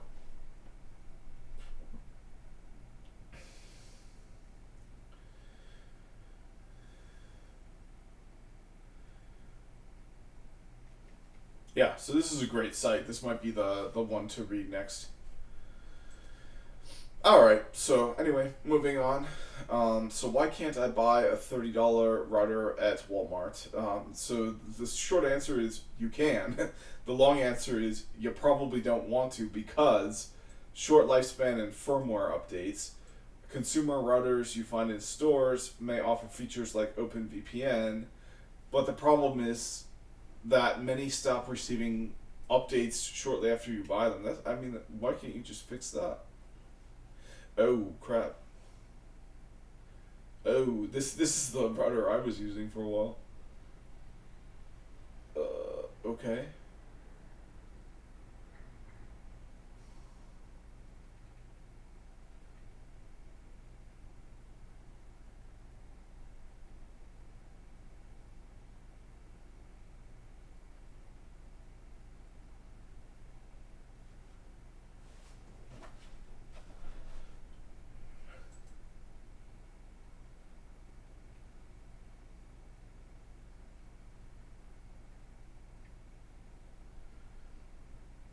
All right. Well, okay. Hopefully that wasn't. Hopefully no one wasn't exploiting that and seeing all my internet traffic. Because if you want to, yeah. Okay. Well, anyway. So yeah. There you go. Consumer routers sometimes stop receiving updates, and it becomes you become unaware of that. And the reason so let me be very clear. The thing that stops receiving updates on this is the proprietary software owned by this company. So you're not using software that even has the capacity to be updated because nobody has access to that code to update it. So the reason these other ones get more updates is because they're open source projects. You can make the update yourself, but with this Nighthawk here, the latest firmware version for it is belongs to Netgear. You can't see it, you can't change it, the community can't work on it. You just have to trust that the developer that they pay to look busy and release an update every once in a while actually knows what they're doing and actually gets those updates out in time, and that those updates are comprehensive. So what are you going to trust? Like the team of, a handful of engineers maybe, or like maybe just one like overworked engineer at Netgear, or a community of open source developers? So that's the main advantage you get versus a consumer router. You get to use Open VPN on your own router, and you get to use it out of jail from this consumer firmware that does not belong to anyone but the company, and thus cannot be updated, reviewed, or worked on by anyone but the company. So if this firmware version is released with an outdated version of OpenVPN, you can't simply update OpenVPN because it's jailed by this firmware. So you have to just trust that the developers here, in their latest firmware updates, updated all the dependencies as well. And dependency management can be hard. So you're trusting them to get something right that is like not super easy to get right. And so you're gonna do it yourself, but you're gonna trust the open source community rather than this company here, and it makes sense to do that because you can it's not jailed. Like you can check the version of OpenVPN, and then updating it really isn't hard. It's probably just like a sudo apt update OpenVPN. It's super easy. And this guide walks you through the whole thing. Alright, so the other reason you shouldn't buy a $30 router at Walmart is it's buggy. Many of the lower end store routers are buggy and can cause problems with what I am showing you how to set up. Certain TP-Link routers have randomly messed with SIP traffic in the middle of a call, and the router that Spectrum and Verizon provide have SIP-ALG turned on by default, which will mess with our phone system. They don't let you turn it off in the configuration settings either. Well, let's take a brief look at that. Yeah, so it stands for Application Layer Gateway. So it's ALG.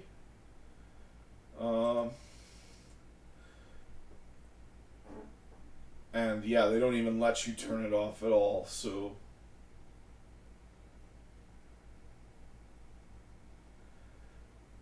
yeah, so that's a good reason for sure. Um,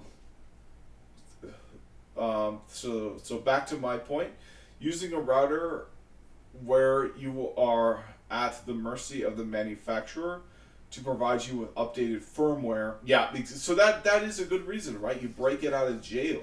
You break it out of that jail of the firmware. You have to trust the manufacturer to give you the firmware that all the dependencies are up to date. The firmware has all the features you want on turned on, all the ones you want off turned off.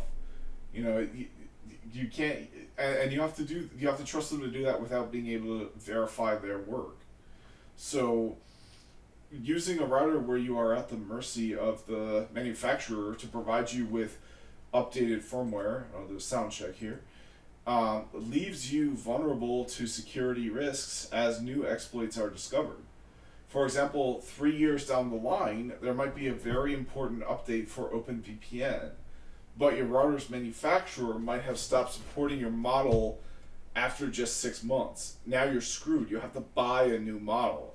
So, like, why would you want to buy a new router and not just do, like, you know, just run one command to update the actual thing you need that you can actually see and interact with now, and that's not locked up in a jail of a firmware that belongs to a private company.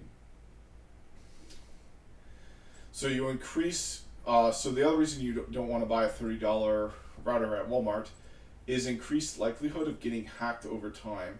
You're making it harder yourself by using a router that will become vulnerable to exploits in OpenVPN. OpenVPN is exceptional software. These holes get plugged, and they get plugged fast if the manufacturer actually updates the firmware. They often don't. Think about it. Number one, you already paid for the router. Number two, providing you with updated firmware costs them money and time. Number three, but they already have your money. Number four, so they don't care. You might think I'm being bombastic. What's so bad about using an older version of OpenVPN? So, I mean, honestly, if you're not running any of these services he's talking about, nothing. Like, you don't have anything up that you need OpenVPN for. But, you know, if you are running these services, which makes a lot of sense because you get a lot of benefit from running those services, you got to make sure your OpenVPN is up to date, or else, you know, all those files, everything you've got is very easy for somebody else to get. Alright, so let's read more about OpenVPN exploits. A CVE is a common vulnerability and exploit, aka a way to hack into something. These are a small number that have occurred over the years. Finding CVEs isn't a bad thing. Every piece of software ever created is going to have security vulnerabilities. It's only bad if you are running hardware that you cannot update once a fix has been released. So here's a CV that now I'm not sure what these numbers mean. So I'll break. Let's have the let's have ChatGPT break down the numbering system of CVE. So break down the CVE numbering system for me, please.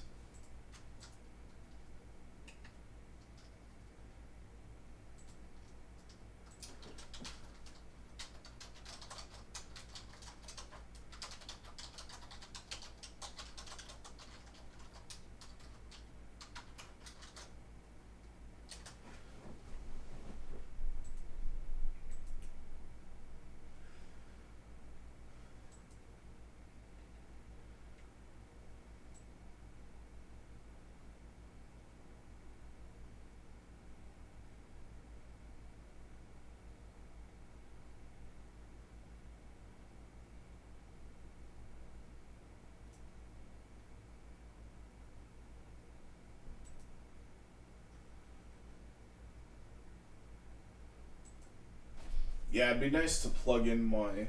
Oh, I should just do that now. Plug in my printer to Ethernet. It's wired. But anyway, we'll get that explanation. I think I can close. Let me go through these and close all these.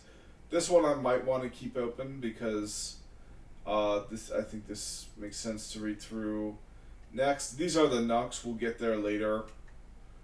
So the NUCs will be what I'll install the rudder on, or what I'll install the OpenVPN on. These are some routers. Don't need to look at those. Access points, not necessary. Oh, this is 1,000 feet of Cat 6. Don't need that. It shouldn't cost as much for wiring, unless you need 1,000 feet of it.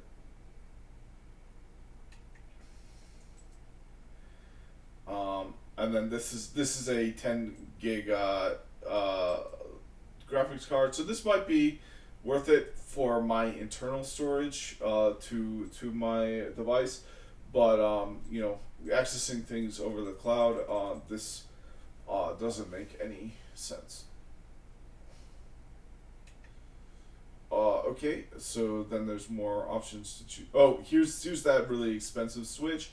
If you have a home video setup, video monitoring system setup, you might need to get something like this for $2,000. But if you don't have any PoE devices and you just want to like plug your printer to it, you want to plug your computer to it, this is totally fine. $15. All right, so here's more shock and horror scare stories by Louis Rossmann, which so that's what we talked about before, where they weren't properly deleting photos in a suspicious way. This is kind of the big one where a father got flagged as a criminal for trying to get medical care for his son. This is one.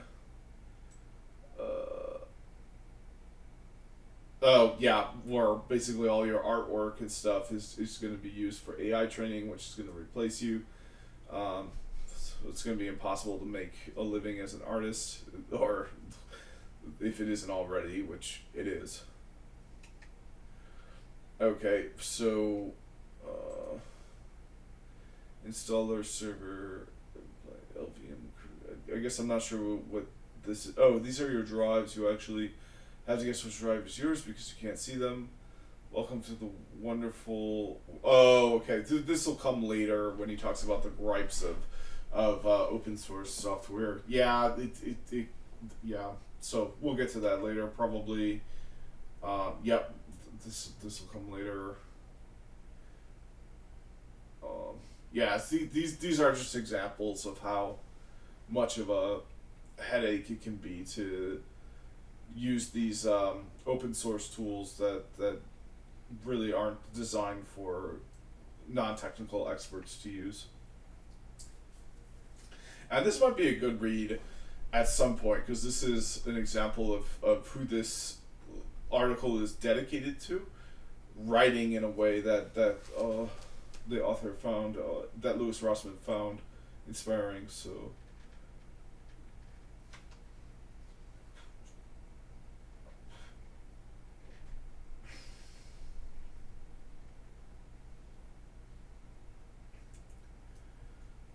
well, anyway, I mean, there's a whole audio section in this, so that should be okay. Yeah, there's a whole like home theater setup, which includes receiving audio. I don't know if there's going to be a section for recording audio though. So yeah, you know what, this will be that. Yeah, recording.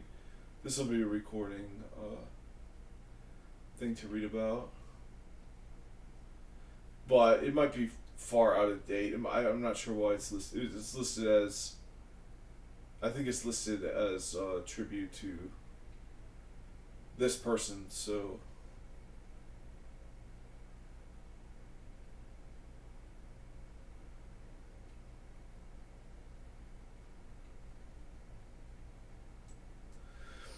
Alright, so gnome mess is not accident. Oh, this is interesting. They're talking about this could be funny. So it's forcing a touch design in desktop users. Bad or good for user experience? What is good? Users, you're hired at GNOME. Okay, so GNOME accomplishes what seems to be possible. It's the most limited and bloated desktop environment for Linux. And that's not accidental. It's the result of ignorance and amateurism in its main developers, making the design decisions of GNOME a masterpiece of chaos. Alright. So, showing a static text on the screen is one of the simplest things we can do in programming. But because the code in GNOME is usually more complicated than it should, some things may behave unpredictably.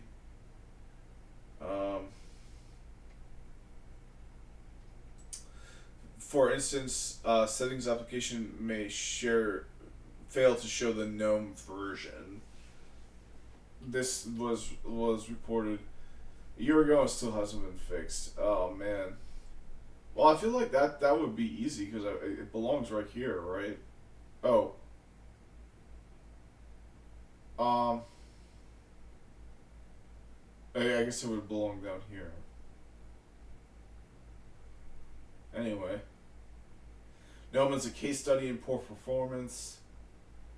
So what is GNOME and how do I avoid it? What are some alternatives to it? Let's ask. So what?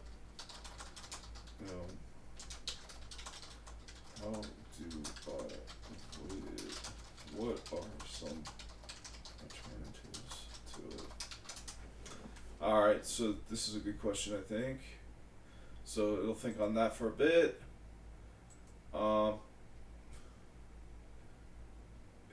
So it like flickers.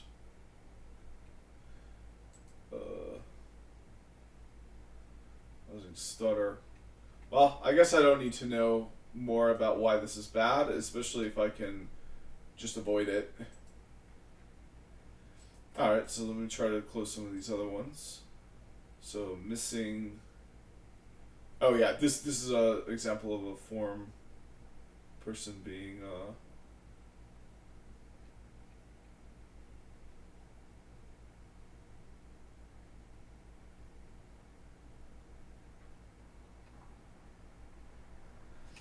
whatever.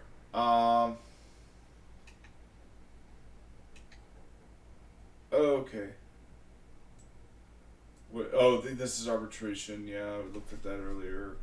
This is I have the fundamental cert there. I've been wanting to go for the more advanced ones. Okay, so all of this can be closed. Oh wait, really? Is my upload speed that bad?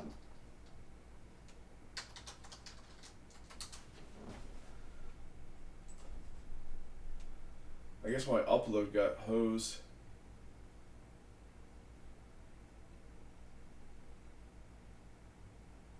Oh shoot, webcasting? Oh dang. Oh no, this could have served as a capture card, I think. Oops.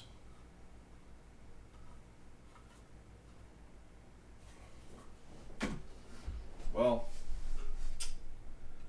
I guess I like wasting money. I bought an extra capture card, and I probably could have just used this.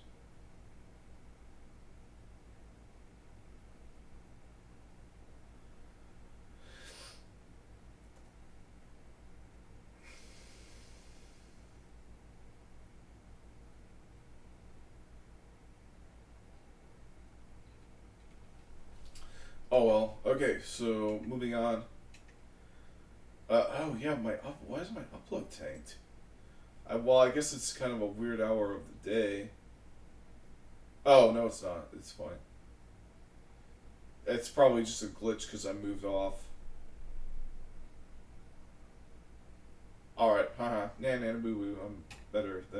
watching this who lives in the United States. Okay, so there we go. Let's see here. Um,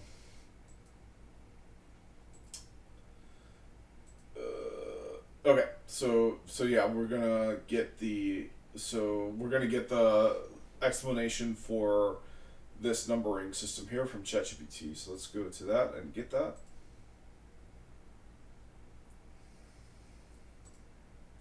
Oops.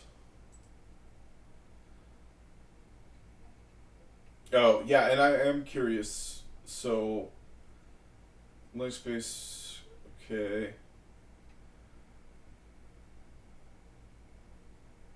Oh, okay. So GNOME is basically Ubuntu.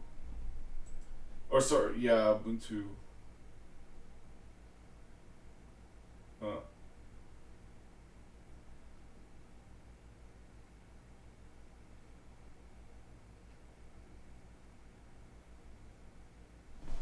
okay, so you can choose a distro that doesn't have GNOME.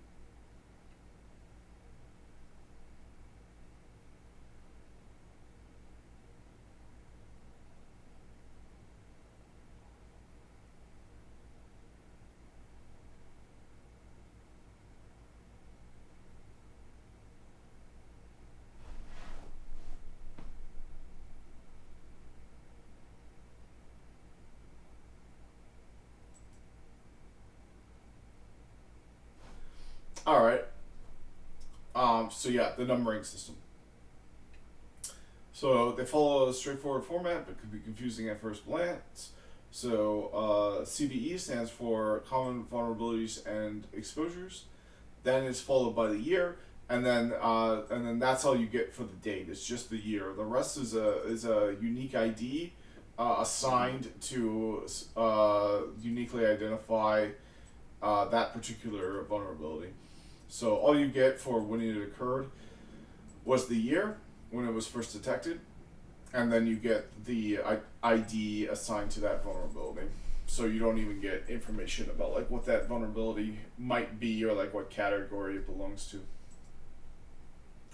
All right, so here's so in 2004 there were 1, 2, 3, 4 vulnerabilities discovered, and they were discovered in March.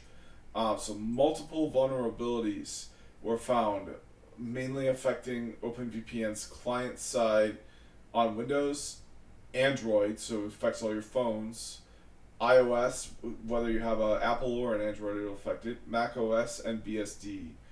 These included Stack Overflow, unauthorized access, and plugin flaws leading to potential remote code execution, RCE, and local privilege escalation, LPE. Users were advised to update OpenVPN versions 2.6.10 or 2.5.10 to upgrade the use up to mitigate the risks. You can only update OpenVPN versions if your router lets you. So yeah, think about this word users. Like, what does it mean to be a user of OpenVPN? Well, for most people, you're not a user of OpenVPN. You're a user of the firmware that your company sells you when you they include with your purchase of their product. So they're the user. That the company is the user. So they got to do this, and if they don't do it, there's no consequences. So if you become the user, just cut out the middleman, do it yourself. And now you're for sure that you're up to date, and you don't have to buy a new device to do so. You just run a command. All right. So terminology note: client side means the part of the software that runs on your device, like a computer or smartphone. as opposed to server side, which would be the part running on a remote server, Apple/Google's server. Remote code execution, RCE, is a vulnerability that lets a hacker run code they want to run on your device. Local privilege escalation, LCE, means a vulnerability that lets a hacker get higher permissions. For example, in other words, becoming an admin rather than being a regular user, allowing them to do things they shouldn't, or gain full control over your system. So sources, cybersecurity news, OpenVPN, security advisory, and campus technology. And I think the CVE, I'm not sure that so like oh, this is interesting. So this this is cool. So we've got a national vulnerability database here.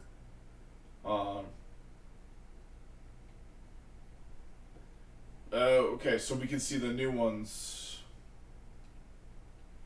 We can see the really key ones that you have to avoid.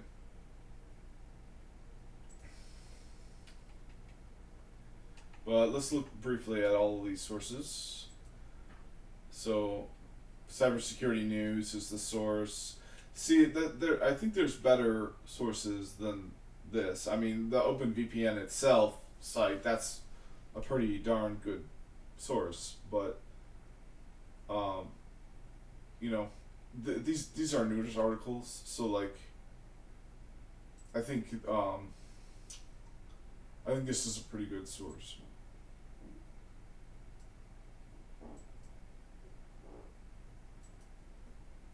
All right, moving on. So number 2, code signing key intrusion. Intrusion.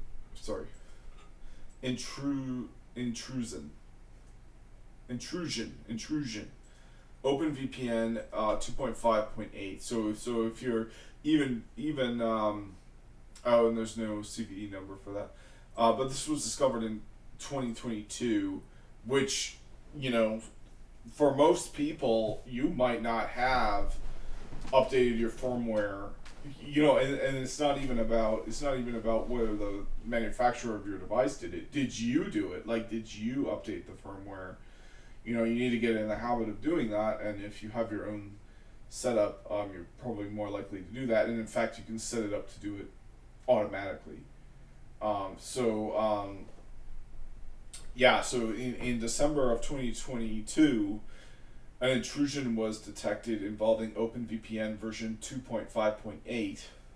There's no evidence suggesting the key was misused, and OpenVPN proactively re-released the software signed with a new key for security. This is why updates matter. So this could be a 0-day attack where they have it but they just not used it yet. So you don't want to be a sitting duck for when it's decided to be used. All right, and now we've got another CVE number.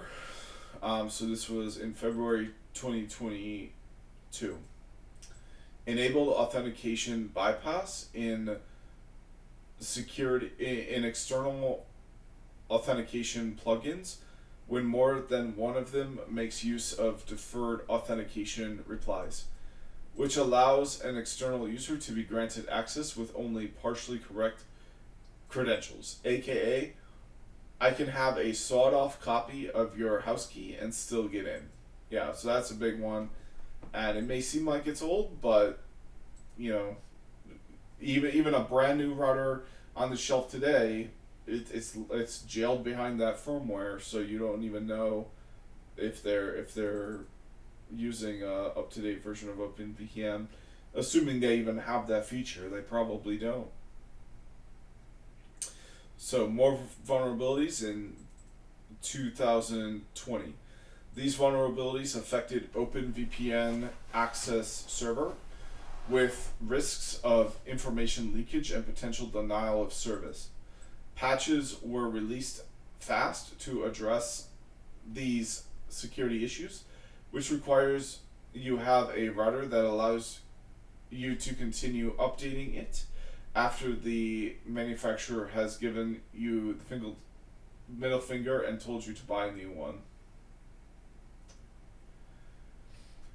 More discoveries in 2018.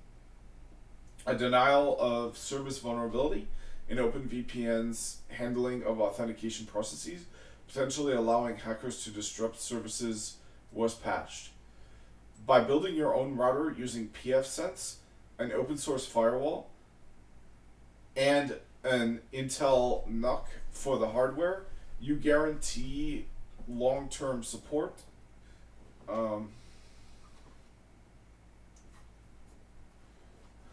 Long-term support and control over your setup with I have a this is an Intel NUC, but it's a bad one. Over your control over your setup. With pfSense, you can get regular updates, customize your network settings, and even block ads across all devices using pfBlocker NG. So, already looked at those sources. So the final vulnerability listed here was discovered in 2017. A memory exhaustion flaw was found where an attacker could exploit OpenVPN's message handling to cause service disruption.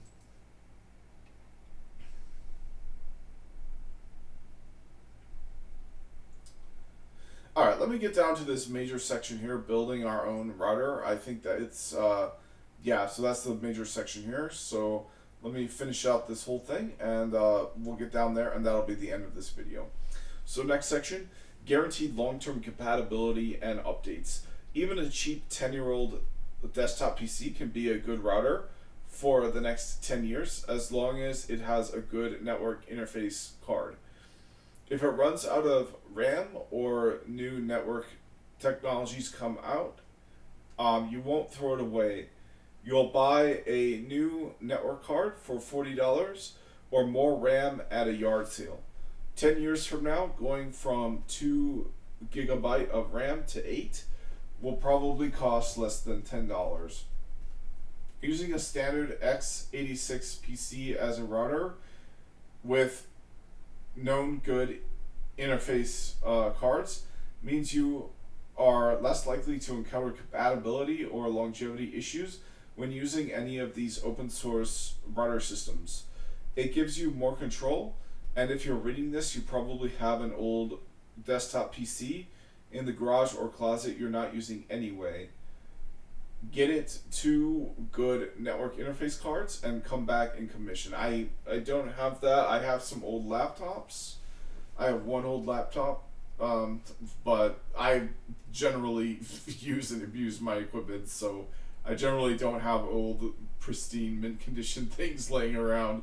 If it's laying around, it's been taken apart and just like smashed with a hammer for no reason, or like thrown somewhere, or like a lot of the screws are missing. So I can't relate to this too well. I don't run a repair shop. All right, in the garage or closet you're not using anyway, where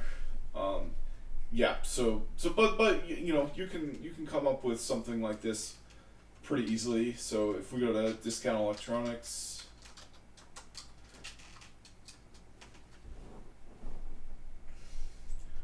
or even just go on Amazon and get a NUC, because the nice thing about Amazon for me is it's so easy to return. The return policy for Amazon is really easy. But we can search for a NUC on here. Don't have it, but so we can get a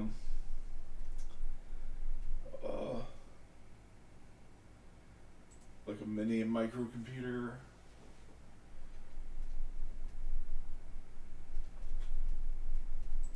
So like this is probably good. There's 2 ports on it.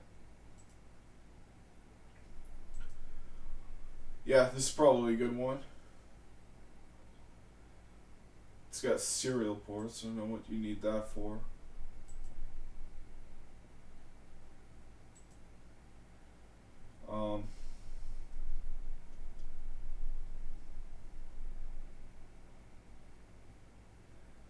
So 8 of RAM, and then it's got a SSD.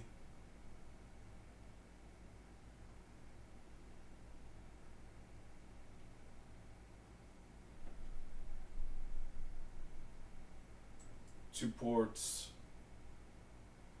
Yeah, this is probably good. The only thing is it's got well, it's got Windows on it, but you can swap that out.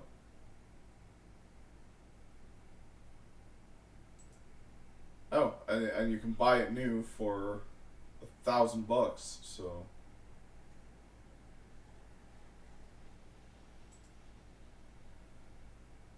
So there you go, 170. That's a pretty good deal.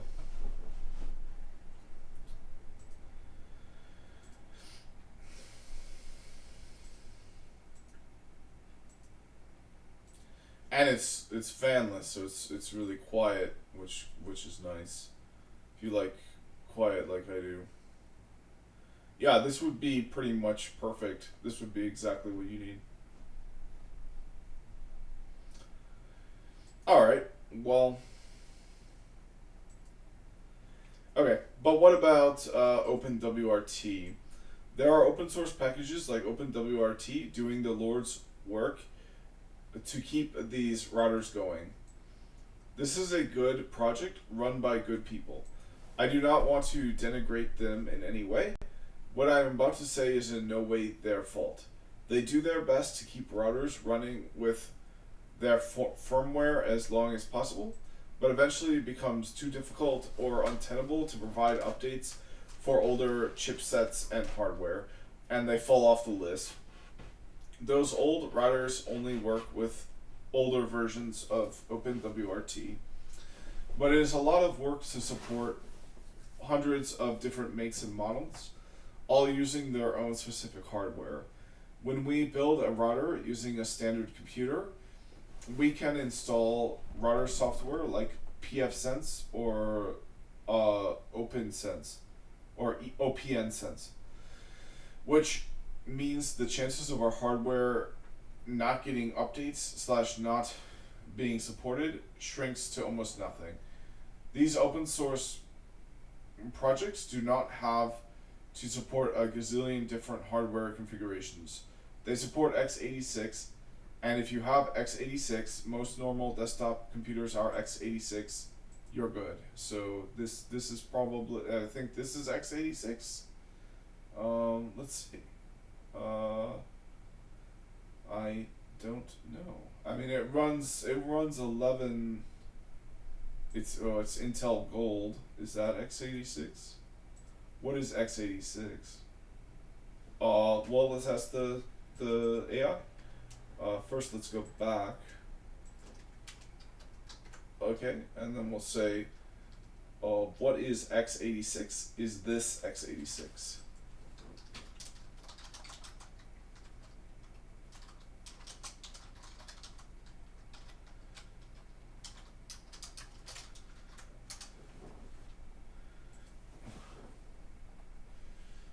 Okay, let's keep going here. So what you could do is, instead of relying on the router that you bought, instead of relying on their proprietary firmware to include the update, you can go and use open source a project OpenWRT and rely on their firmware to include the update. But the thing is, if you just use the software direct rather than putting it behind the caging it within firmware, you don't have to keep up with the Joneses in this regard.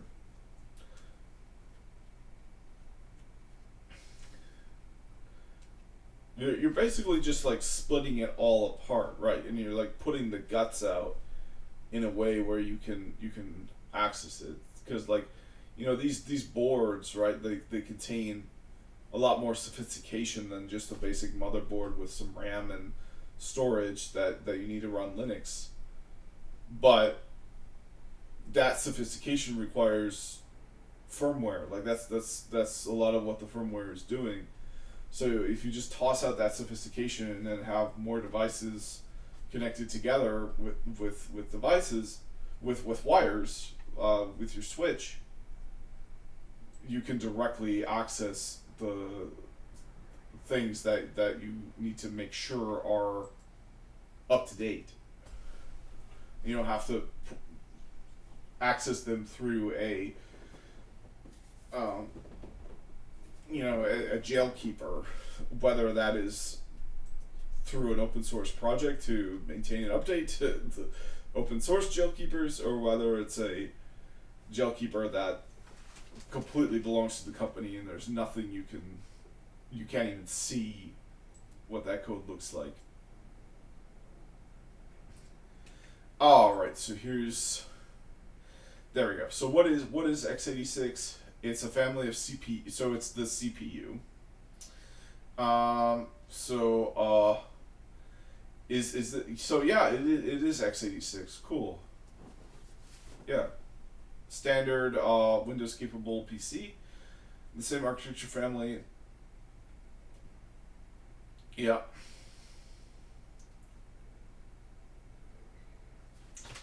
Cool. So ARM is not x86. So Raspberry Pis are not x86. All right. So it makes it much easier to maintain on a mass level and provide regular updates to. The likelihood of your hardware not being supported with an open source router distribution when it is a desktop PC with a good network card shrinks to near zero. By building your own router using pfSense, and I'm curious what the network card is on this.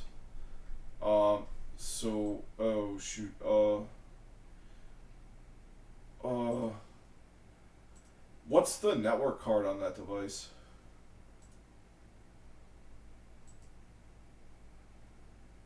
Okay, so we'll leave it think there and then keep going. So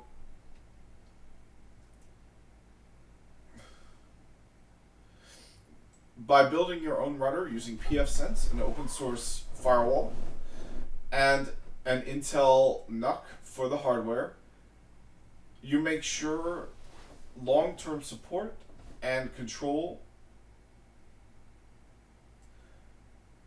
over your setup. With pfSense, you can get regular updates, customize your network settings, and even block ads across all devices using pfBlocker NG. So, good deal. And here's some Intel NUCs, which is what he recommends. 300. So that's quite a bit more expensive than. Oh, and this one doesn't even qualify. It has to have the 2 ports. I feel like this one is a winner. For 170, that's a pretty good price. I'm kind of thinking about just buying it now, but.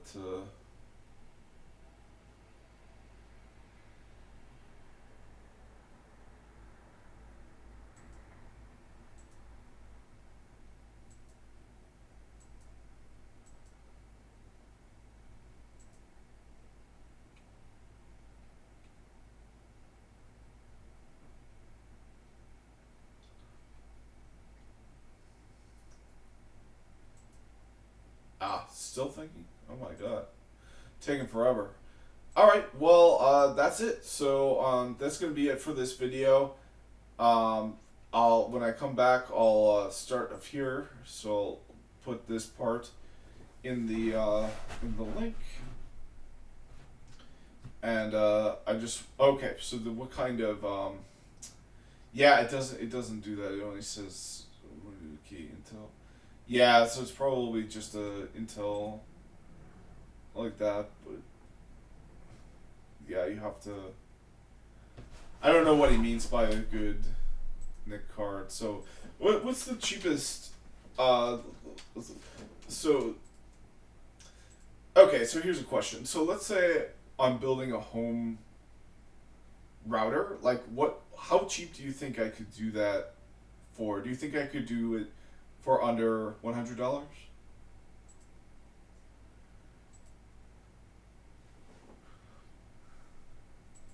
Because that other device is 170.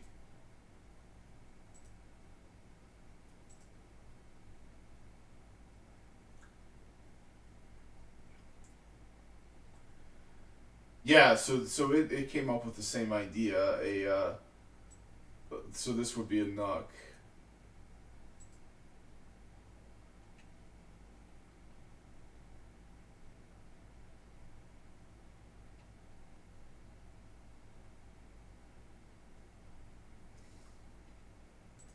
Yeah, this is kind of similar to that thing I saw.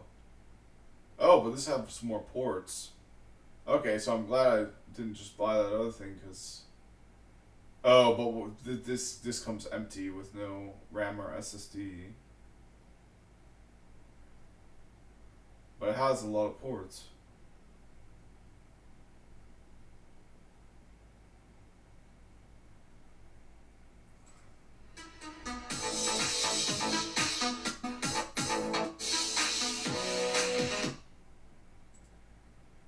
Yeah, so that's a good one.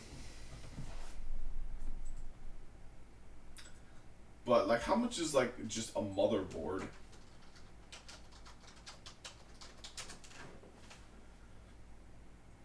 Motherboard costs. Well, here's one for 80. What's the cheapest motherboard you can get? Oh, it's a cable.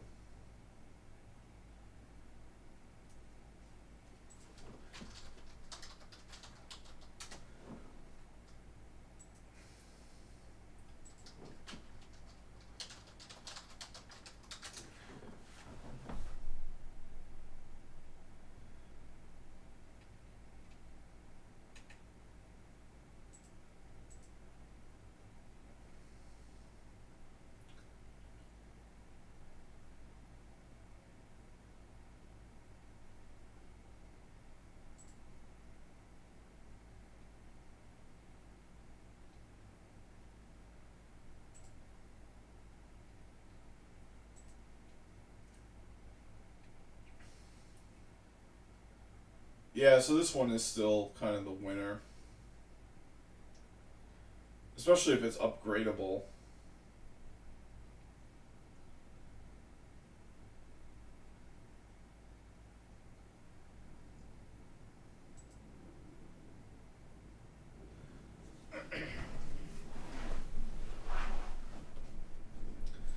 Yeah, so this is one to keep in mind. They have those in stock pretty much all the time. Oh, you know what? See, this is what I mean. Is like, here's a motherboard for $20. So like, forget about that other one. It's like you can just buy a motherboard, and then you have to buy a case to put it in. So how much is a case? I mean, you can buy like a refurbished like one of these. But that'll run you more.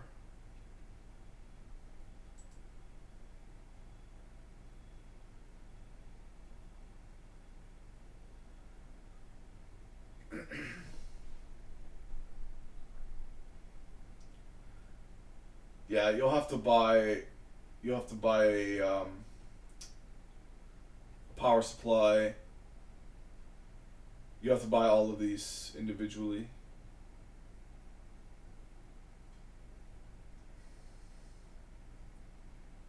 And you'll have to buy a case.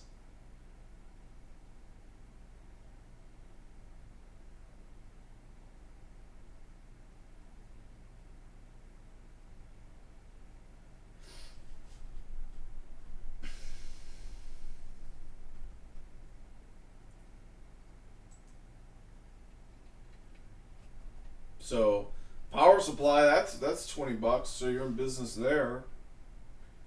But it's already starting to add up.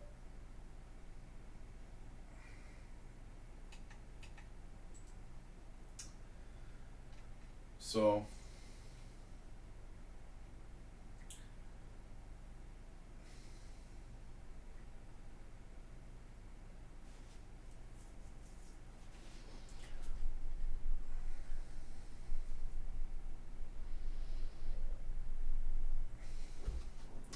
yeah, well, I do have an Intel NUC here, but I only have one Ethernet port, so I'm out of business with that. So,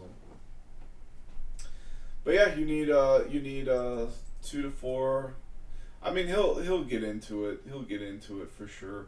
Really, I think that fanless one I was looking at before, not going to do any better than that.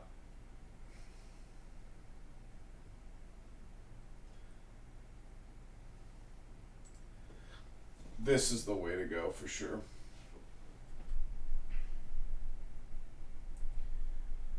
All right.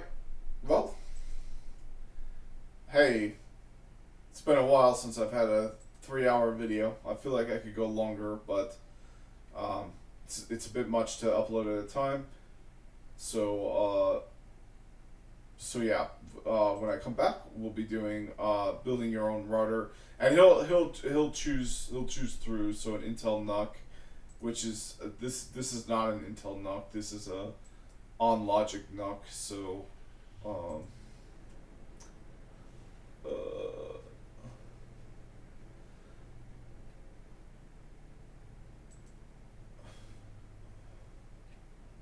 So, yep, so stay tuned for the next video where we dive into the dirty details, and I'll probably even make a purchase or two, or just use like my old Raspberry Pis, or I'll figure something out, but I'll probably, I might even do some, I have a camcorder, so I might even show what I'm working with and get down in the details. So lots of exciting stuff to come. Really excited about this series. I think this is the series that a lot of people will relate to. Like if I have any series that like can actually appeal to the masses, it's gonna be this one. So thanks for watching and stay tuned for the next video.